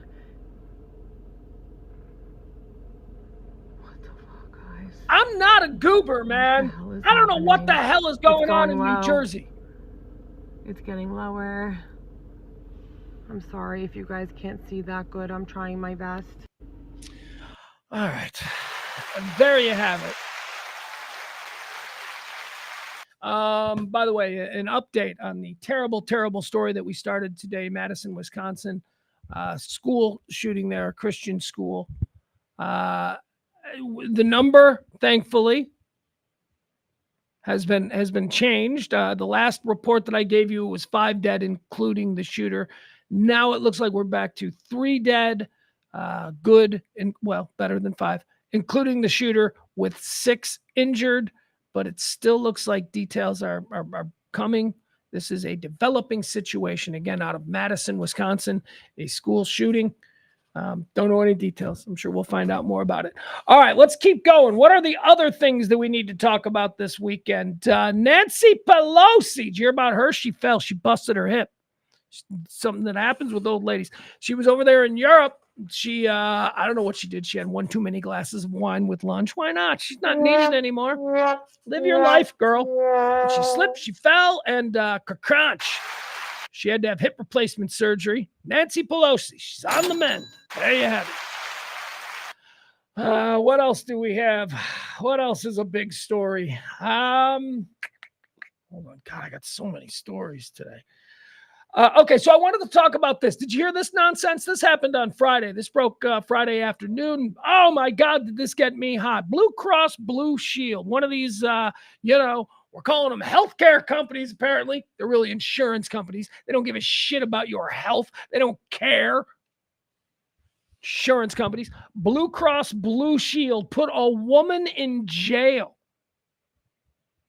for making a threat. Let's listen. By the way, Blue Cross Blue Shield, remember them from a couple weeks ago? The day after Brian Thompson, CEO of United Healthcare, got shot in the streets of Manhattan. Remember the next day, Blue Cross Blue Shield was like, yeah, we ain't paying for anesthesia anymore. You got to be tougher.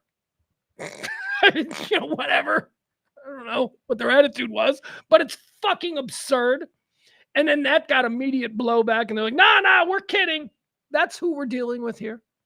Blue Cross Blue Shield has thrown someone in jail. A woman has been jailed after using shooting suspect's catchphrase as insurance company denied her claim. Let me show you this lady. Let me show you this lady who is fed up. This lady is us. This lady is all of us. Put her in jail. Fuck is wrong with you people? Put her in jail. Look at her. Look at her. She's gorgeous.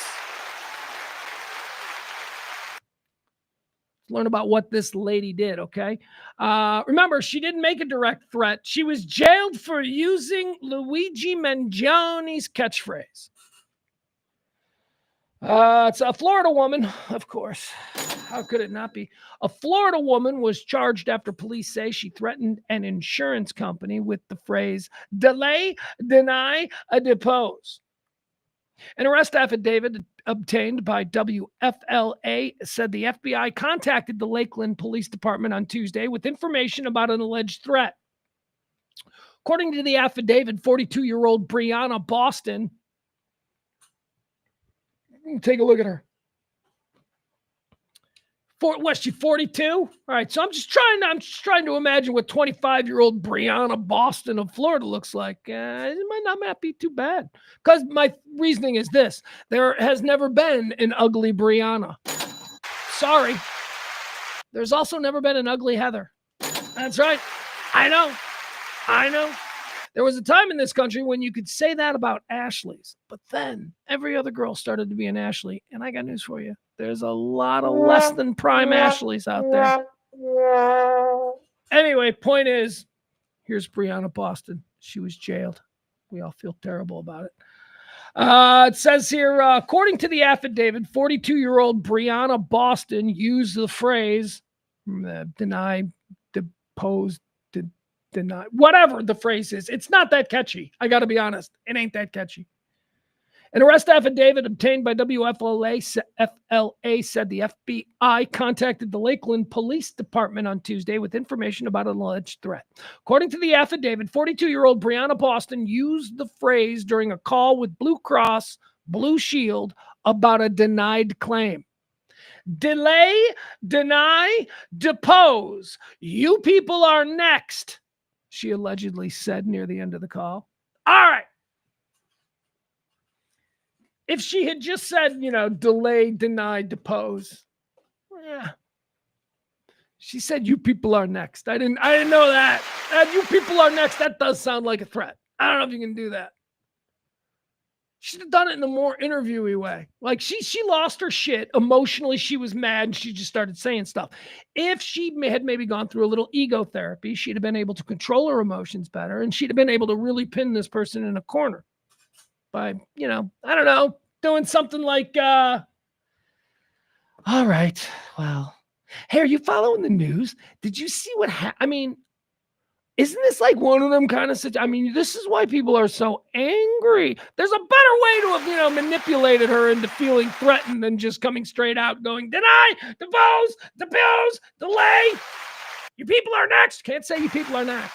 That's not good. The words are similar to the message left at the location where United Healthcare CEO Brian Thompson was killed last week. Luigi Mangioni was arrested earlier this week and charged with his shooting. Attorneys have said the insurance industry uses a delay, deny, and defend tactic to withhold healthcare services. All right, there you have it. She's in jail. I don't know. Hopefully she's bailed out. I can't imagine she's still in jail. Somebody went and got her. Jamie Foxx. Let's talk about him. Jamie Foxx. He's been in the news recently after not being available for comment for a good year. Jamie Foxx, about 2 years ago now, I guess he dropped dead. He had a brain go, and it was close. It was bad, and he had to take himself out of circulation for a year. Jamie Foxx is back. He's doing gambling commercials during football games. He's got a new Netflix special. Haven't gotten to see it yet. You know why? Because I hear they're singing and stuff, and I don't. No, I don't want that. And it was his birthday. Remember, it was his birthday on Friday. So on Friday night, he goes to Mr. Chow's. I've been there. Very fancy Beverly Hills, Hollywood staple restaurant. Mr. Chow's. And it's where he wants to go for his birthday. Apparently, it's his favorite restaurant. And there's a table full of people, adjacent to him, who are apparently talking all kinds of shit and stuff. And they start jawing back and forth like Jamie Foxx was like, hey, you guys, we're having kind of a quiet birthday celebration over here. You think you can keep it down? And this is Mr. Chow's in Beverly Hills, okay? This isn't Bell Bottoms in North Richland Hills, right? This is a little bit different. You would expect. No, dude, chucks a glass from shunk, from across the room, shunk, hits Jamie Foxx right in the face. Cuts him. He needs stitches. All right. Now let me see what the real story is, because that's just what I remember of it. All right, here we go. Jamie Foxx needed stitches after dinner altercation. Glass was thrown at him. Says here, what's the latest update? A witness to the incident tells TMZ customers at another table were being rude and vulgar to Jamie.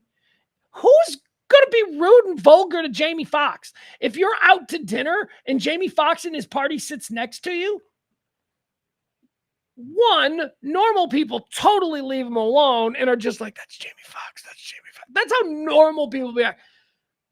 Maybe, best case scenario, you're like, hey, Jamie, so glad to have you back. You make a mention and you're nice to him. Why? Because you're out to a fancy dinner. Life is good. You got a celebrity. Who among us, what part of the asshole class is like, hey, it's Jamie Foxx. He just survived a brain hemorrhage. What do you say we start a fist fight? Who is that? Who are those people? What happened here? I need more. Let's see. A spokesman for Jamie tells TMZ Jamie was at his birthday party when someone from another table threw a glass that hit him in the mouth. He had to get stitches and is recovering. The police were called. The matter is now in law enforcement hands. All right. So that means we'll never hear anything about this again. Unless there's something that happened today that I missed. All right. Let's get to Hana Kobayashi.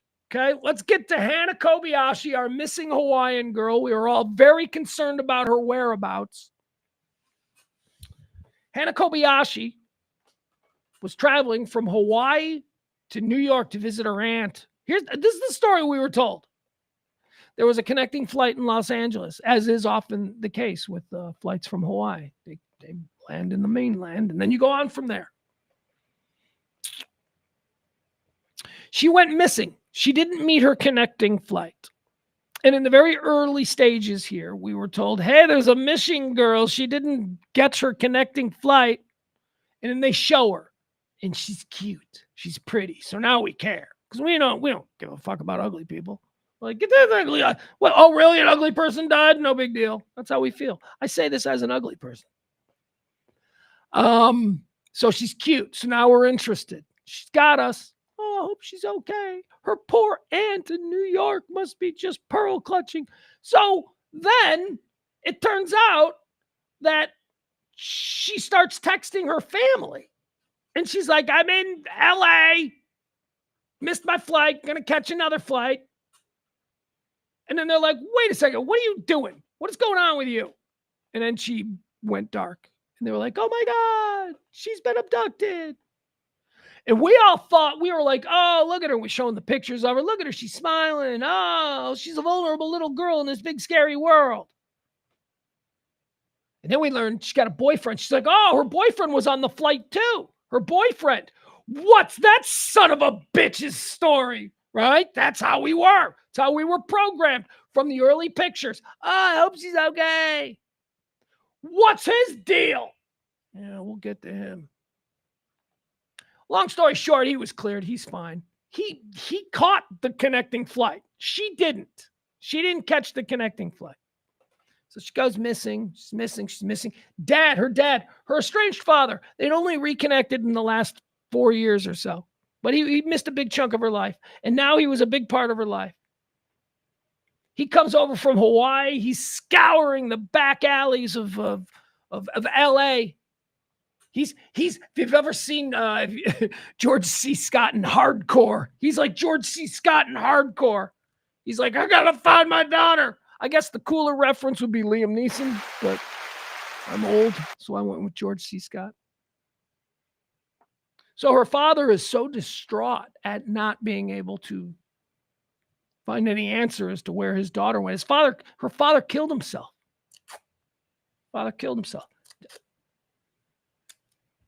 And then the LAPD find video of her just walking into Mexico.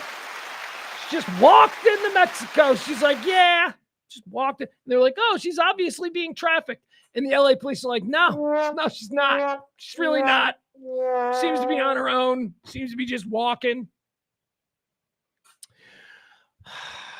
So now we learn that her reason was she was just upset about the way things were going, and she just couldn't. And she didn't feel she was getting the support from her family that she wanted, so she just couldn't with them, and she disappeared. She wanted to just disappear off the radar. Well, now we're getting some real background on old Hannah, because we don't have to treat her like some, fully grown, this poor, vulnerable girl.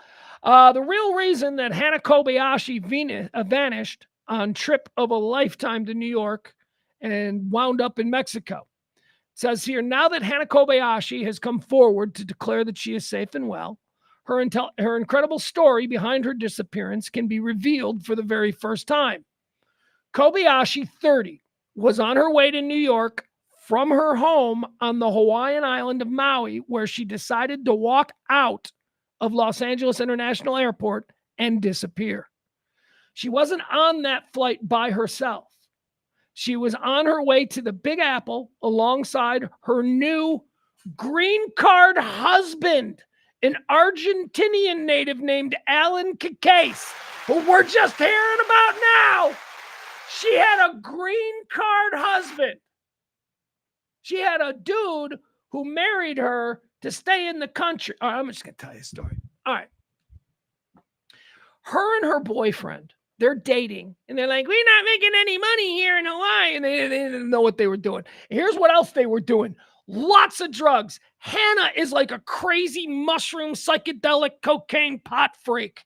Hannah has a drug problem. That's why her parents were like, we're really kind of worried about her because she's really always fucked up on acid. And we don't need her running around. That's what she did. She's a big, freaky, psychedelic chick.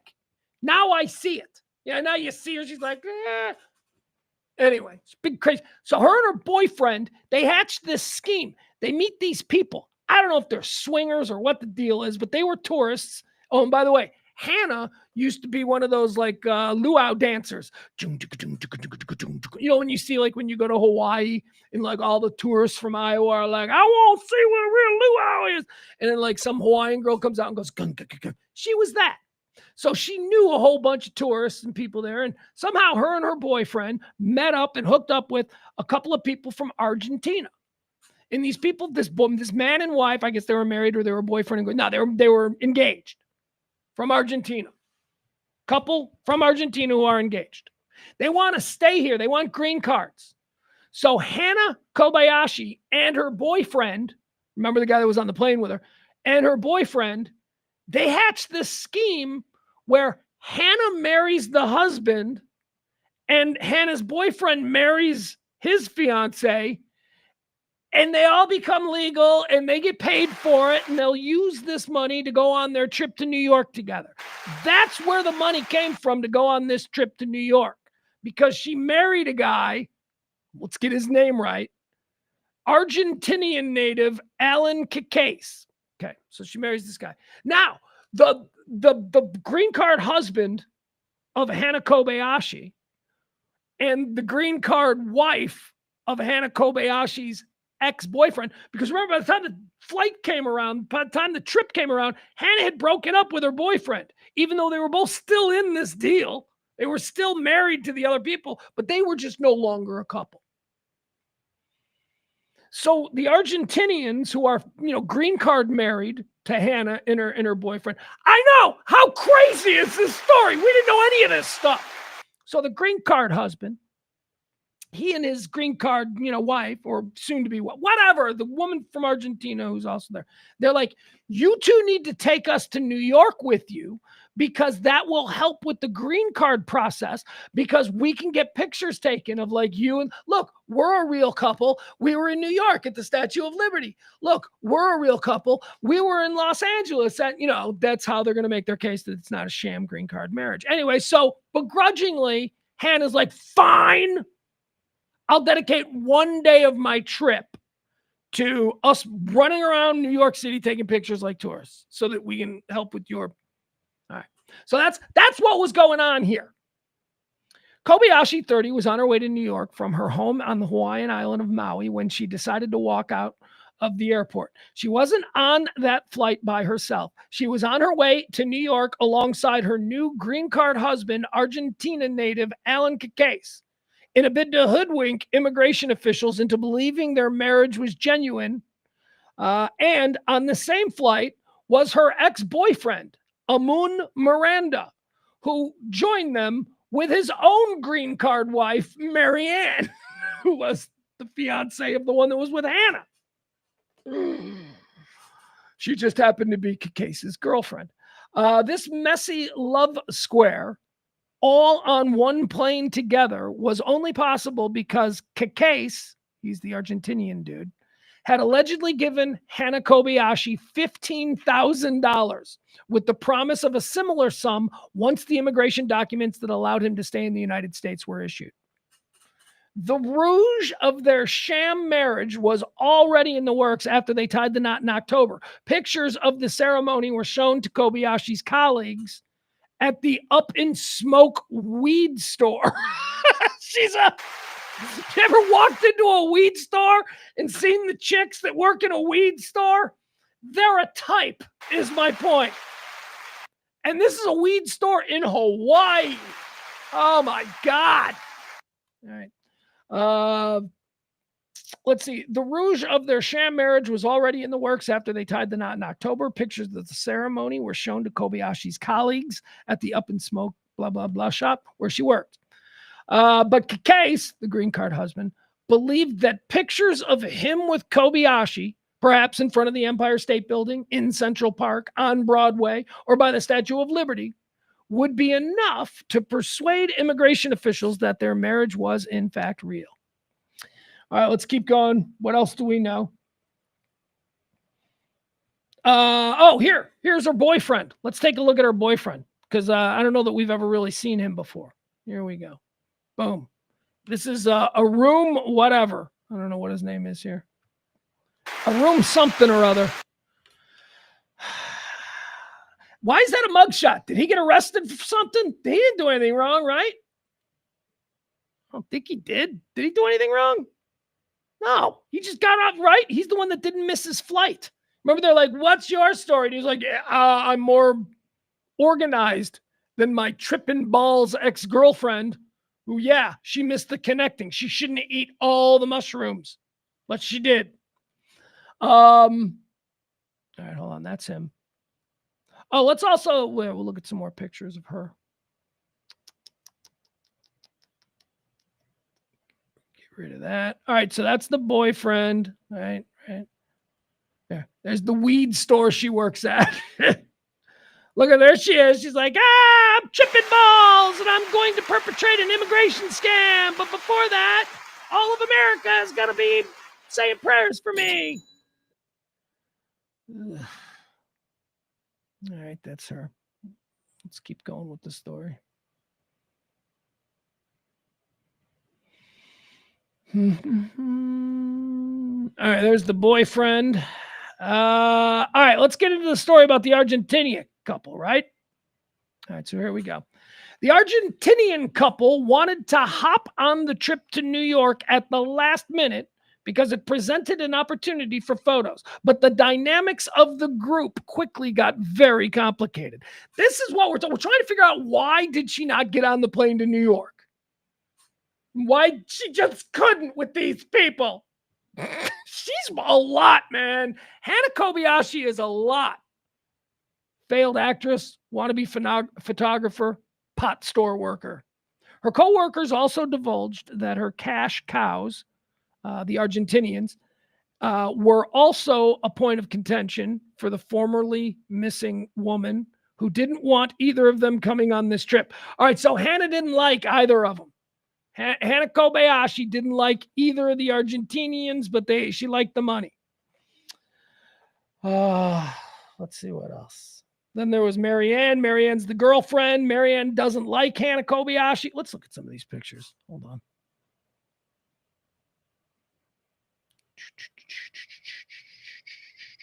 So what do we got? Look at that. All right, so there's Hannah Kobayashi and her boyfriend. Aren't they a lovely young couple? Nah, they're scam artists. All right.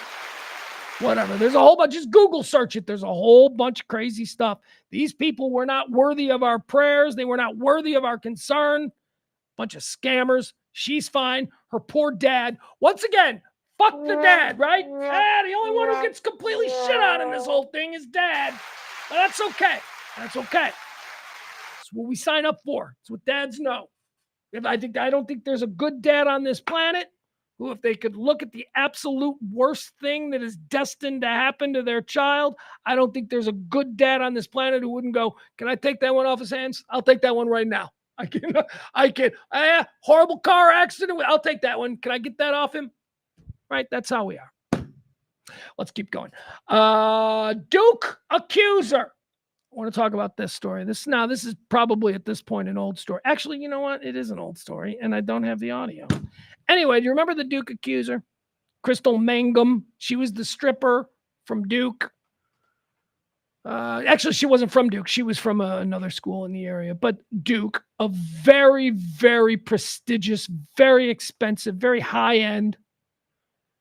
Right? It's the SMU that Tobacco built. You know, I always think of Duke as being very similar to what SMU is, vibe-wise, privilege,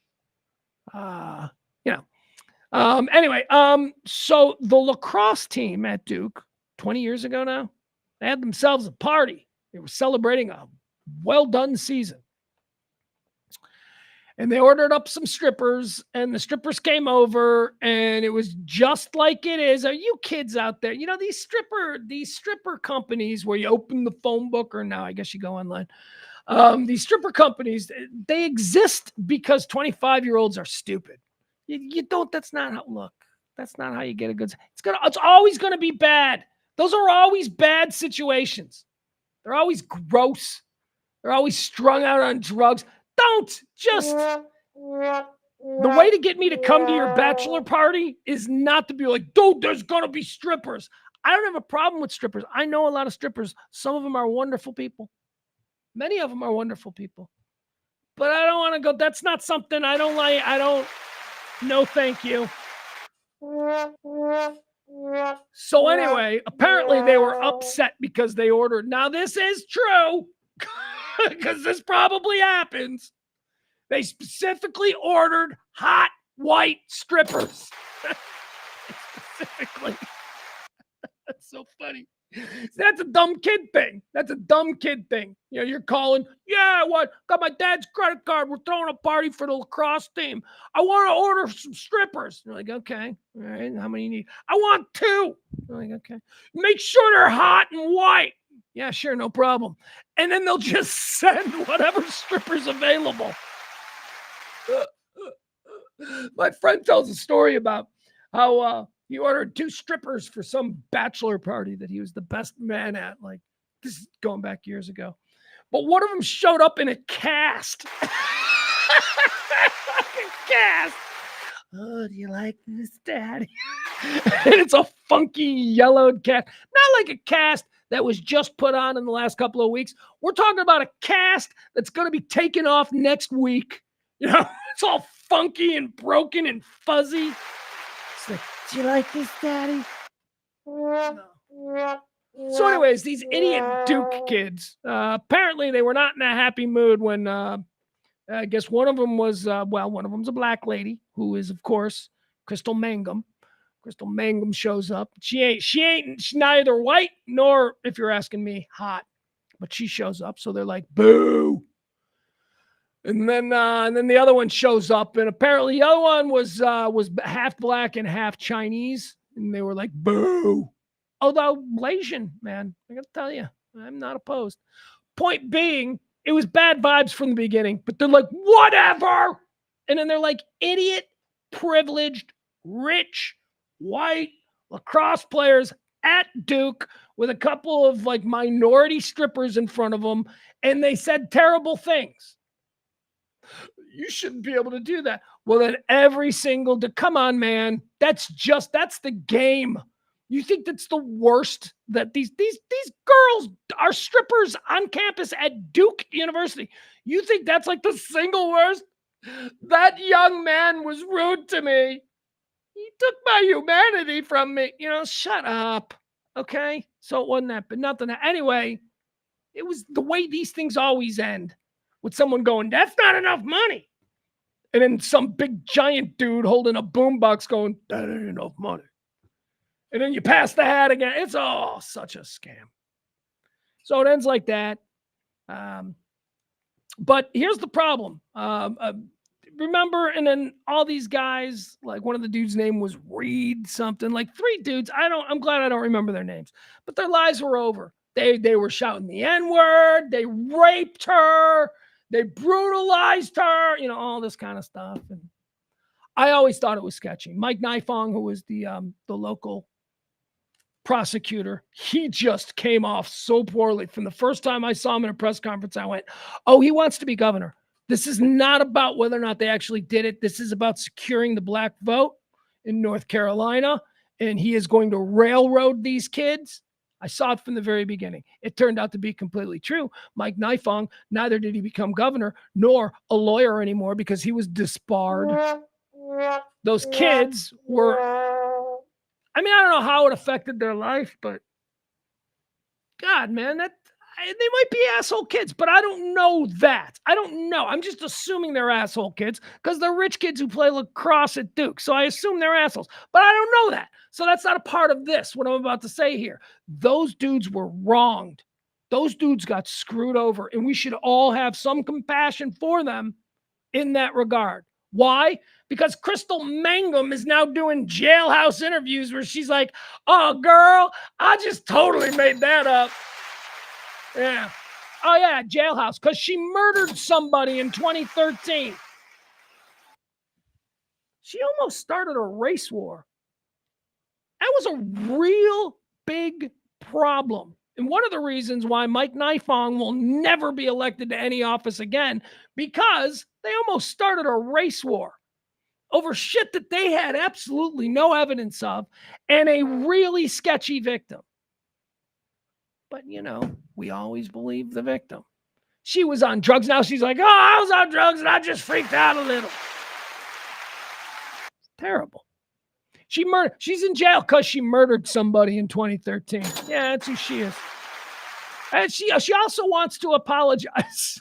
Maybe she'll offer a free lap dance to one of those young men who hopefully they put their lives together and continued their family's grand tradition of raping and pillaging the countryside. All right. Crystal Mangum on the Let's Talk with Kat podcast admits that she made up the whole Duke lacrosse rape thing. Here's something I wanted to mention to you guys. This is crazy. This was a fun story that I found over the weekend. Now, I know I started the show. I told you about that show that I love. It's called Rivals. It's on Hulu. Oh, it's so good.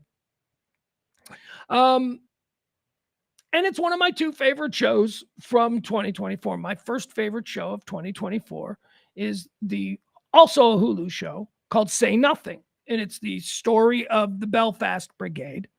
And as it was led by Jerry Adams and the Price sisters and Brendan Hughes, These are all IRA, Irish Republican. You call them terrorists. I call them heroes.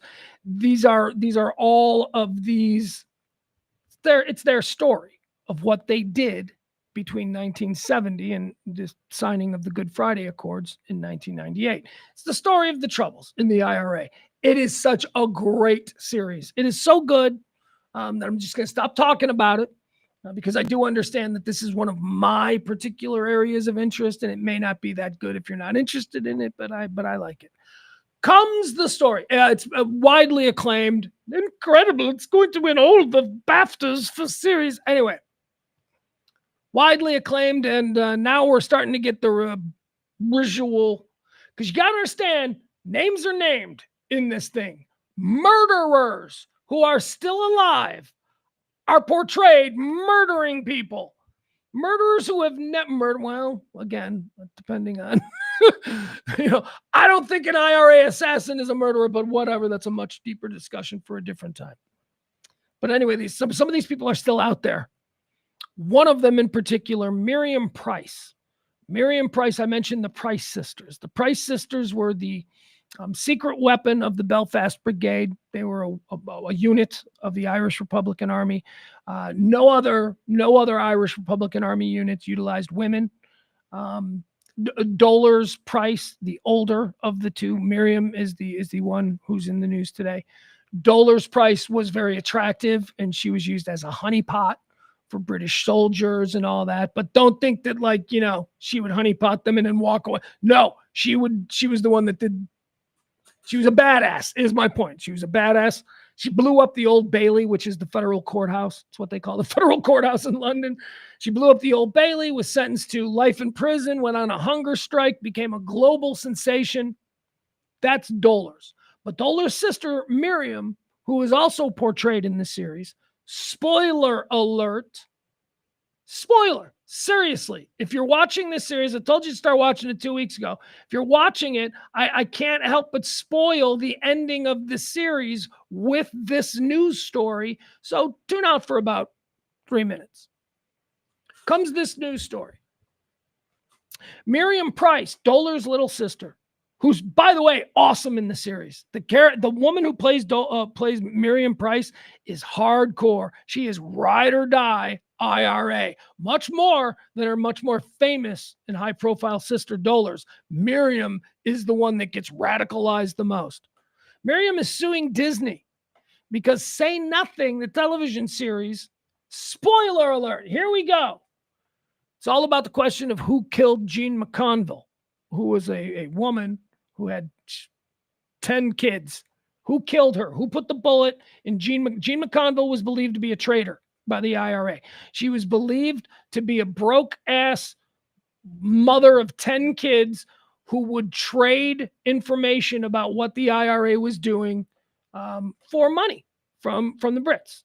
Whether or not that was ever proven, it doesn't matter, but that's why she was murdered by the IRA. And in this series, it depicts the murder having been done by Miriam Price, which is very interesting because Miriam Price is the only one that's still alive. Dollars is dead. Brendan Hughes is dead. All the other people who are featured in this series are dead. But no, Miriam is still alive, and Miriam Price is now suing Disney because they chose to make her the one who pulled the trigger. Here, let me see quickly what the story says. Veteran Irish Republican, and not like a Republican here. Veteran Irish Republican is like, she's a IRA, Irish Republican Army. Veteran Irish Republican Miriam Price to sue Disney over Say Nothing murder scene. Disney series depicts Price sister firing the shot which killed Jean McConville. Sorry, spoiler alert. Veteran Irish Republican Army leader Miriam Price is to sue Disney for defamation after she was depicted killing mother of 10 Jean McConville more than 50 years ago. Mrs. Price, who is also known as Marion McGlinchey, has denied firing the shots that claimed the life of the widowed mother more than 50 years ago. She has been accused of the murder in a new 9-part Disney Plus series, in America here, it's on FX, Say Nothing, which focuses on the life of her and her sister Dollars Price. The well-known sisters were convicted for their part in the IRA car bomb attack on London's Old Bailey courts in 1973. One man died and more than 200 people were injured in the bombing. Dolores Price died at her home in Dublin in January of 2013 at the age of 62. The acclaimed Disney Plus series, it is so acclaimed, it's so good. The acclaimed Disney Plus series includes background details of the Old Bailey attack and the role played by Dolores in the IRA, including her time in a secret Republican unit called the Unknowns. Part of her work with the unit was to transport IRA prisoners across the border for interrogation. This included Mrs. Jean McConville, who was abducted, shot dead, and secretly buried by the IRA in 1972. Let's see. Marion is then seen to the left of a shot before the widowed mother of 10 falls into her grave. The Say Nothing series is based on a book of the same name, written by Patrick Radden, and draws on interviews given from the Boston College Project. That's a series of interviews with IRA members where they were like, all right, I'm going to tell you everything, but then you can't release this until I die. That's what the Boston Project was. The Say Nothing series is based on a book of the same name, and on the Boston College Project by several people, including Dolores Price, blah, blah, blah. In pre-action correspondence, a lawyer acting for Marion Price, Peter Corrigan, said his clients intend to sue Disney for defamation. As a result of the instant publication, our client has been publicly connected with the murder of the innocent mother, Jean McConville. This allegation is unfounded in all respects. Indeed, it is difficult to envisage a more damaging allegation in which to level at our client without any evidential foundation. Here's the thing. She can't be tried anyway. The Good Friday Accords of 1998, which essentially ended the military wing of the Irish Republican Army. It just left Sinn Féin as a political organization without a military wing. The IRA is gone. All of the IRA leaders were granted immunity for everything that they would have done. So, Miriam Price is still alive. The show is like, you killed Jean McConville 50 years ago. Miriam Price cannot be charged for that because she's been given immunity for everything she may or may not have done during that period.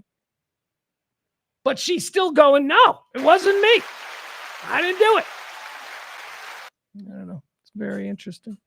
All right, let's keep going. Let's see. What else do we have here? Chris Rock. Chris Rock was on Saturday Night Live over the weekend. Did you watch? I watched. I missed a couple of episodes or a couple of sketches, I should say. But, man, Chris Rock, he's so great. He is so great at stand-up comedy.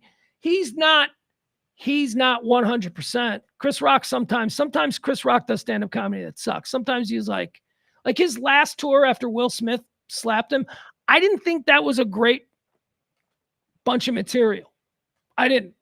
Of course, Bring the Pain is number one. Number two, greatest comedy hour of all time. My God. So Chris Rock is allowed, to have his misfires. He came out on Saturday Night Live and he did the Christmas show. And, Chris Rock is a former cast member of Saturday Night Live, but he got up and he did a little stand-up. Let's watch Chris Rock stand up. This is from Saturday Night Live over the weekend. Chris Rock isn't aging. Can we talk about this? Can we talk about it? Chris Rock looks the same all the time, right? Chris over 60 years old. Chris Rock still looks 38. Sorry, hold on. They're making me watch a video.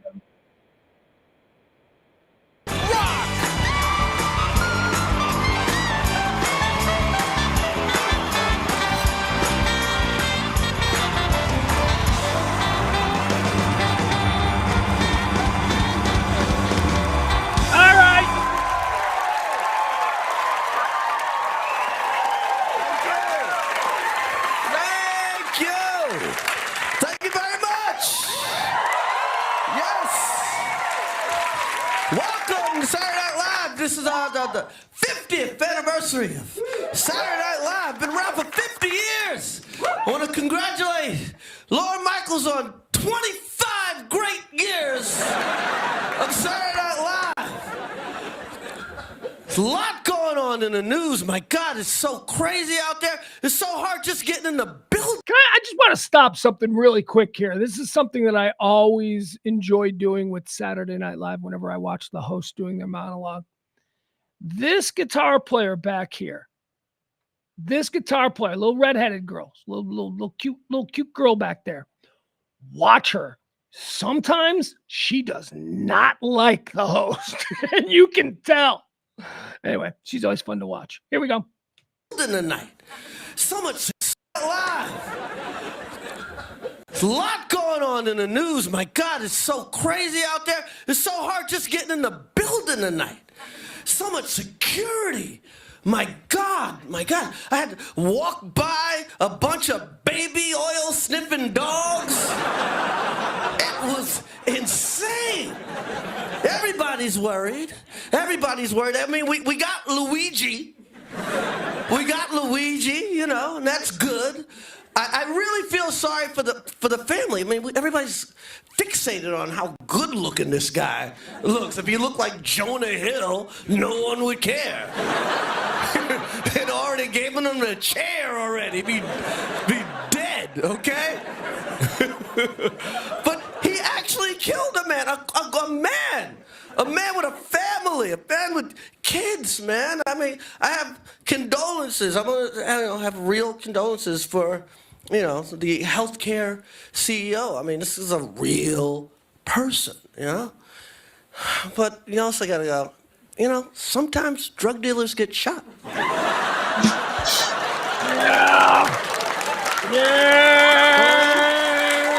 I'll tell you something about that line right there.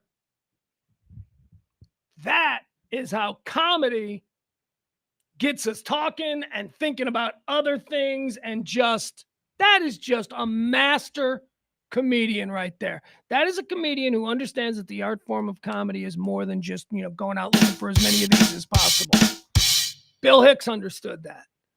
It's about, I want to blow their fucking minds. I want to make them think and then laugh and then think some more. That's a good joke. Sometimes drug dealers get shot. I mean, sometimes drug dealers get shot.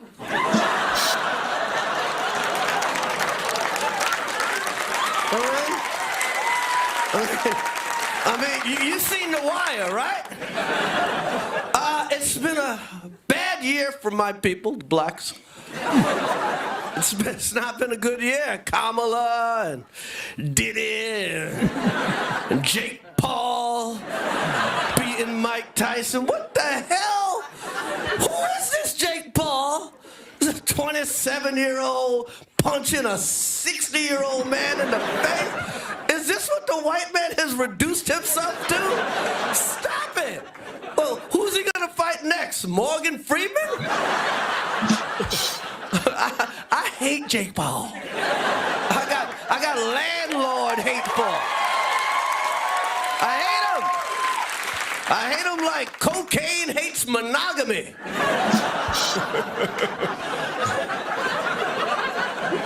The big thing, Trump, man. Trump, man. Trump had a good year, man.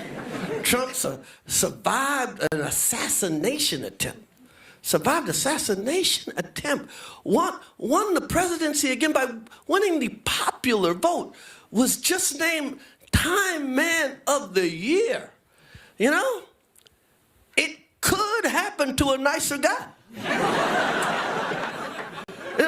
A lot of people are scared. It's like, oh my God, he's going to be so undignified. And when I say a lot of people, I'm talking about the 9 New Yorkers that didn't vote for him, okay? No. People are like, he's going to be so undignified. It's the presidency of the United States. Dude, it's the United States presidency. It's not, come on. We've had some presidents in the United States. Come on, man. This is not the most dignified job in the world.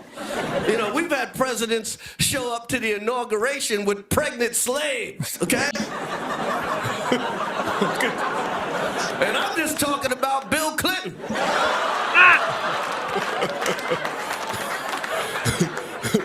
I mean, you know what country we live in. You know the history of this country. You know how many rapists are in my wallet right now? That's right, a cup of coffee in America costs 7 rapists. And Trump's gonna get it down to 3. That's right, man. It's a crazy Menendez brothers getting out of jail. Menendez brothers. Yeah, getting out of jail. Just in time to get deported. Trump is gonna deport their ass, you murdering Mexicans. Trump is not playing, man. That's right. This time is totally different. He's working with the #1 African American in the world, the richest African American in the world, Elon Musk. That's right. He is African American. Elon got more kids than the Cleveland Browns. That's right. Nobody knows how to get rid of people like a South African. Great job! Oh, he's serious. Trump is not playing. They got Elon. They're going to put him in a rocket ship. We call it Space Mex. Oh, yeah. J-Lo's going to marry Ben again just so she can stay in the country. I know she's not Mexican, but Trump don't know that. It's just a big old Latin stew trying to keep immigrants out. My God. You know, a lot less immigrants would come into America if you stopped paying them $700 million to play baseball. That's right. Steve Cohen bought one Dominican for $700 million. Used to be able to get a whole bushel for that much.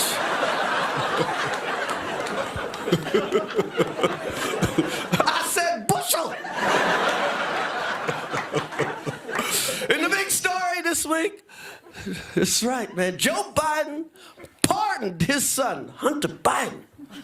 And I gotta hand it to Joe, man. You know, he don't move as fast as he used to. He don't talk as fast as he used to. You know, but that middle finger still works, boy.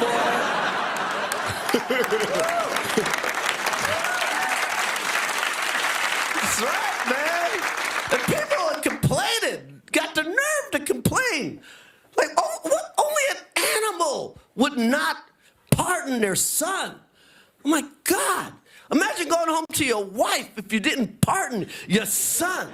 Every parent in the world would pardon their son, except the parents of the Menendez brothers. Hey, we got a great show for you today. All right. That was good. Like an old pro. He brings it back, ties it all together with the Menendez brothers. The other, the musical guest was someone I'd never heard of before, but, well, I guess I'm going to know who they are now. Musical guest was Gracie Abrams, and she was good. She was, she was 20-year younger, 15-year younger Taylor Swift with brunette hair, dark hair. That's it. That's what she is. They're trotting out the next Taylor Swift. Taylor Swift's a woman in her 30s. She's going to get married soon. Yeah, so anyway, this Gracie Abrams, she's like coming, and I'm watching her. I'm like, okay, all right, let's see what this is all about. She did a song that was very Taylor Swift. I'm like, that's a very Taylor Swift song. She got a good look, pretty girl, kind of nice. Turns out she's J.J. Abrams' daughter. So I'm like, okay, so I guess we know how she got the Taylor Swift Eras Tour opening slot. I guess we know how she got her record deal. And now, I don't sit here and complain about the Nepo babies. People like to complain about the Nepo babies. I complain about the ones who don't belong, right? Look, I got no love for the Frank Stallones. I got no love for the Clint Howards or the Don Swayzes. Yeah, if you can't hack it, get out of here. But if you can make it, you can make it. She seemed very good. She was obviously a Nepo baby. She's out there, and she seemed like, okay, whatever. Not my cup of tea, but she seems very good at what she does. So maybe it's not a life of being Don Swayze or Ron Cheadle. I don't even know if that's a real one, but it should be Ron Cheadle. Why not? All right, let's keep going. What else do we have here? Chris Rock on SNL. Do we watch some videos? I don't know if we watch some videos. Oh, yeah, let's watch this one. So did you see this? This was a video from, it's from last week, but it's interesting. It started making its way around. Isn't this interesting? Let's go back to the drones thing for a minute, because we're going to talk a little bit about Elon Musk here. Why isn't like Elon Musk talking about the drone stuff? Like, dude talks about everything. Dude, every other tweet that I see on Twitter is Elon Musk's hot take on something absurd, right? Why nothing about the drones? What's going on here? Trump too. Trump's got nothing to say on the drones. What's happening here? Anyway, so a UFC fighter by the name of Bryce Mitchell, a guy that I don't really know, he apparently has decided to go to war with Elon Musk. This is him in a post-fight press conference. I want you to watch this. Then we'll learn a little bit about this guy, because I happen to agree with him. I am not a fan of Elon Musk in any area of his, varied interests, other than, space exploration. And the space exploration stuff, I'm a big, it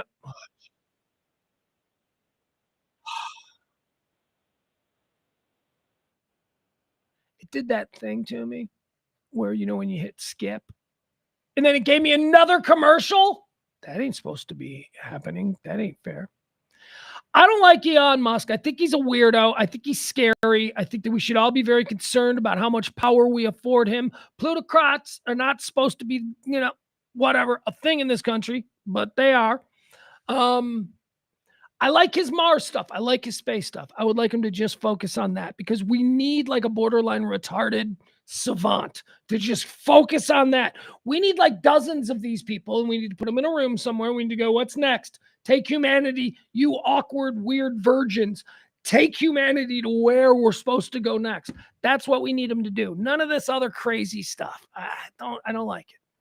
So this guy, UFC fighter, his name is Bryce Mitchell. He has a few choice words for Elon Musk. Let's give a listen, shall we? You've been critical of Elon Musk. How do you feel about his involvement with the Doge?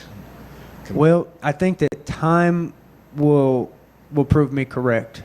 Time will always reveal someone's true character, and if you put that man in a position of power, his true character will be revealed. And let's just put it this way. He has all the money in this country. He's the wealthiest man in the country, and he wasted on fucking rockets, man. Think about it, dude. He could actually help people with that money, but he don't. I'm like, you had me, and then you lost me. I want him to waste that money on the rockets. Now he starts making some what many might think a bunch of libtard points here. Give a shit about you. He's got all the money in the world to help you. It'd be a penny to him, and you would never have to work again. He don't give a shit about you, though. He wants to waste it on rockets and waste it on all these cars that suck. And time will reveal the character of that man. And the more he gets under the spotlight, you can't fake it forever. His character will be revealed, and you mark my words, it will be seen that he is a rat bastard. And, if I had all that money, I would like to think I would help people more than he does. All right. Well, I would too. That's always been I would make my entire life about helping people, not making more money, unless I was a borderline retard and I could take us to Mars. Then I'd be focusing on that, which is where he should be focused. All right, so now whether or not you believe in the sentiment that was conveyed there by Bryce Mitchell, UFC, he's like a booger weight. He's like 135. He's like a tiny dude, one of them little guys. Let's learn a little bit more about him, okay, before we start going, yeah, he's my new favorite fighter. This idiot. Mitchell has a degree in economics from Harding University. Harding University sounds impressive if it were in maybe Rhode Island or Connecticut, but it's not. It's in like some town in Arkansas you've never heard of, and you've never heard of the school. So anyway, he's got a degree from Harding University. Outside of his mixed martial arts career, he's a cattle farmer. All right, very cool. Very cool. That's a cool gig. Mitchell is a conspiracy theorist. Oh, geez, here we go. Voicing his belief that SARS and COVID were created in labs by the U.S. government and then deliberately unleashed as a false flag. But you know how that goes. He believes that the United States government stages mass shootings to advance a gun confiscation agenda. He has also criticized the Federal Reserve as a corrupt institution that is manipulating the value of the U.S. dollar. Well, he might be onto something there. I don't think he's wrong there. But here's the kicker. This is where we got to, like, you know, if we're at the cocktail party and we're talking with him and we're like agreeing with some of the things that he says, and then he gets to this point, this is where you go, oh, I've got to go find my wife. And this is where you remove yourself. And he's a flat earther, okay? He's a flat earther. He's a geocentrist, and he believes that gravity is a conspiracy theory. In 2024, he indicated that he would homeschool his son because he didn't want him to be a communist and worship Satan or turn out gay. In July of 24, Mitchell claimed that Elon Musk is a false prophet and the potential Antichrist, and that his company Tesla is a scam. In 2021, Mitchell released a 7-track country rap mixtape titled Pasture Fire. There we go. That's him. That's the dude who's decided to go to war with Elon Musk. All right, so I'm going to leave you with this one. Let's do this. Remember I told you at the start of the show, I was like, we got us a new Oliver Anthony. Remember that guy, Oliver Anthony? What did he do? Was he singing a song about coal miners? I don't even remember. Oliver Anthony was some very talented, beautifully, his voice was beautiful, singer-songwriter who just appeared in a cornfield somewhere in West Virginia and went viral. And for a couple of months, he was like a big star. I don't know what happened to him. But anyway, we have the ability to do that now. And there's another guy going viral today.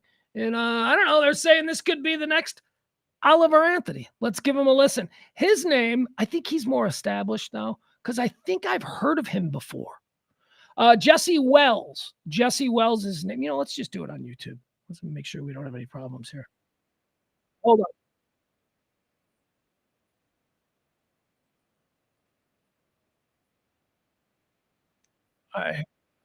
All right, here we go. And it's very timely, too, what with the Bob Dylan movie, everybody talking about it. This is Jesse Wells. He's got a new, we're going to call this protest song, okay? It's called United Health. And yeah, it's sort of about the shooting of the United Healthcare CEO, who I like to refer to as an insurance company executive. It's going viral today. Jesse Wells, is this the new Oliver Anthony? Let's give it a listen. And by the way, very Bob Dylan. I don't know what Jesse Wells is like, but Bob Dylan's hot right now. So here you go. There's an office in a building and a person in a chair, and you paid for it all, though you may be unaware. You paid for the paper, you paid for the phone, you paid for everything they need to deny you what you're owed. There ain't no you in United Health, there ain't no me in the company, there ain't no us in the private trust. There's hardly humans in humanity. Now the procedure that you need ain't the cost-effective route, and only 2% of people end up winning a dispute. So if you get sick, pray to God for help, cause your doctor's gotta pray through United Health. Way back in 77, Mr. Richard T. Burke started buying HMOs, putting federal grants to work, made 50 billion buckaroos. Last year, the Warren Buffett of health, the Jeff Bezos of fear. Now CEOs come and go, and one just went. The ingredient you got, bake the cake you get. But if you get sick, cross your fingers for luck, cause old Richard T. Burke ain't giving a fuck. Commoditized health, monopolized fraud. Here's the doctors we own and the research we bought. They own the pharmacies and a lot of the meds. They should start buying graves to sell us when we're all dead. There ain't no you in United Health. There ain't no me in the company. There ain't no us in the private trust. There's hardly humans in humanity. There's hardly humans in humanity. All right. Jesse Wells, modern day folk singer, United Health, going viral. All right, guys, everybody, thank you so much for joining me today. Once again, you can help support this kind of talk radio.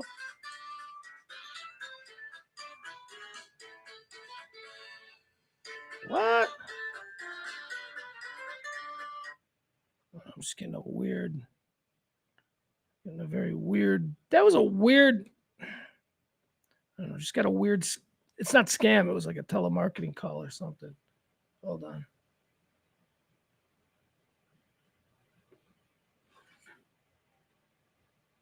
Ooh.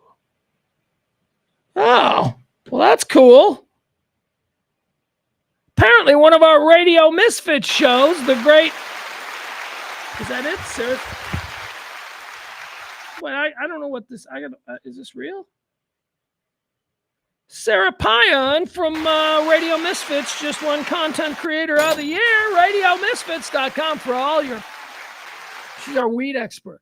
She's awesome. Good for her. Good for you, Ed. Congratulations to Ed Sella, Content Creator of the Year.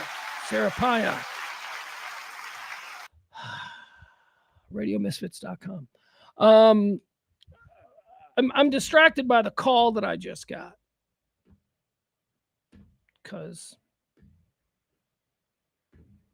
I don't know. Okay. I'll have to figure that out.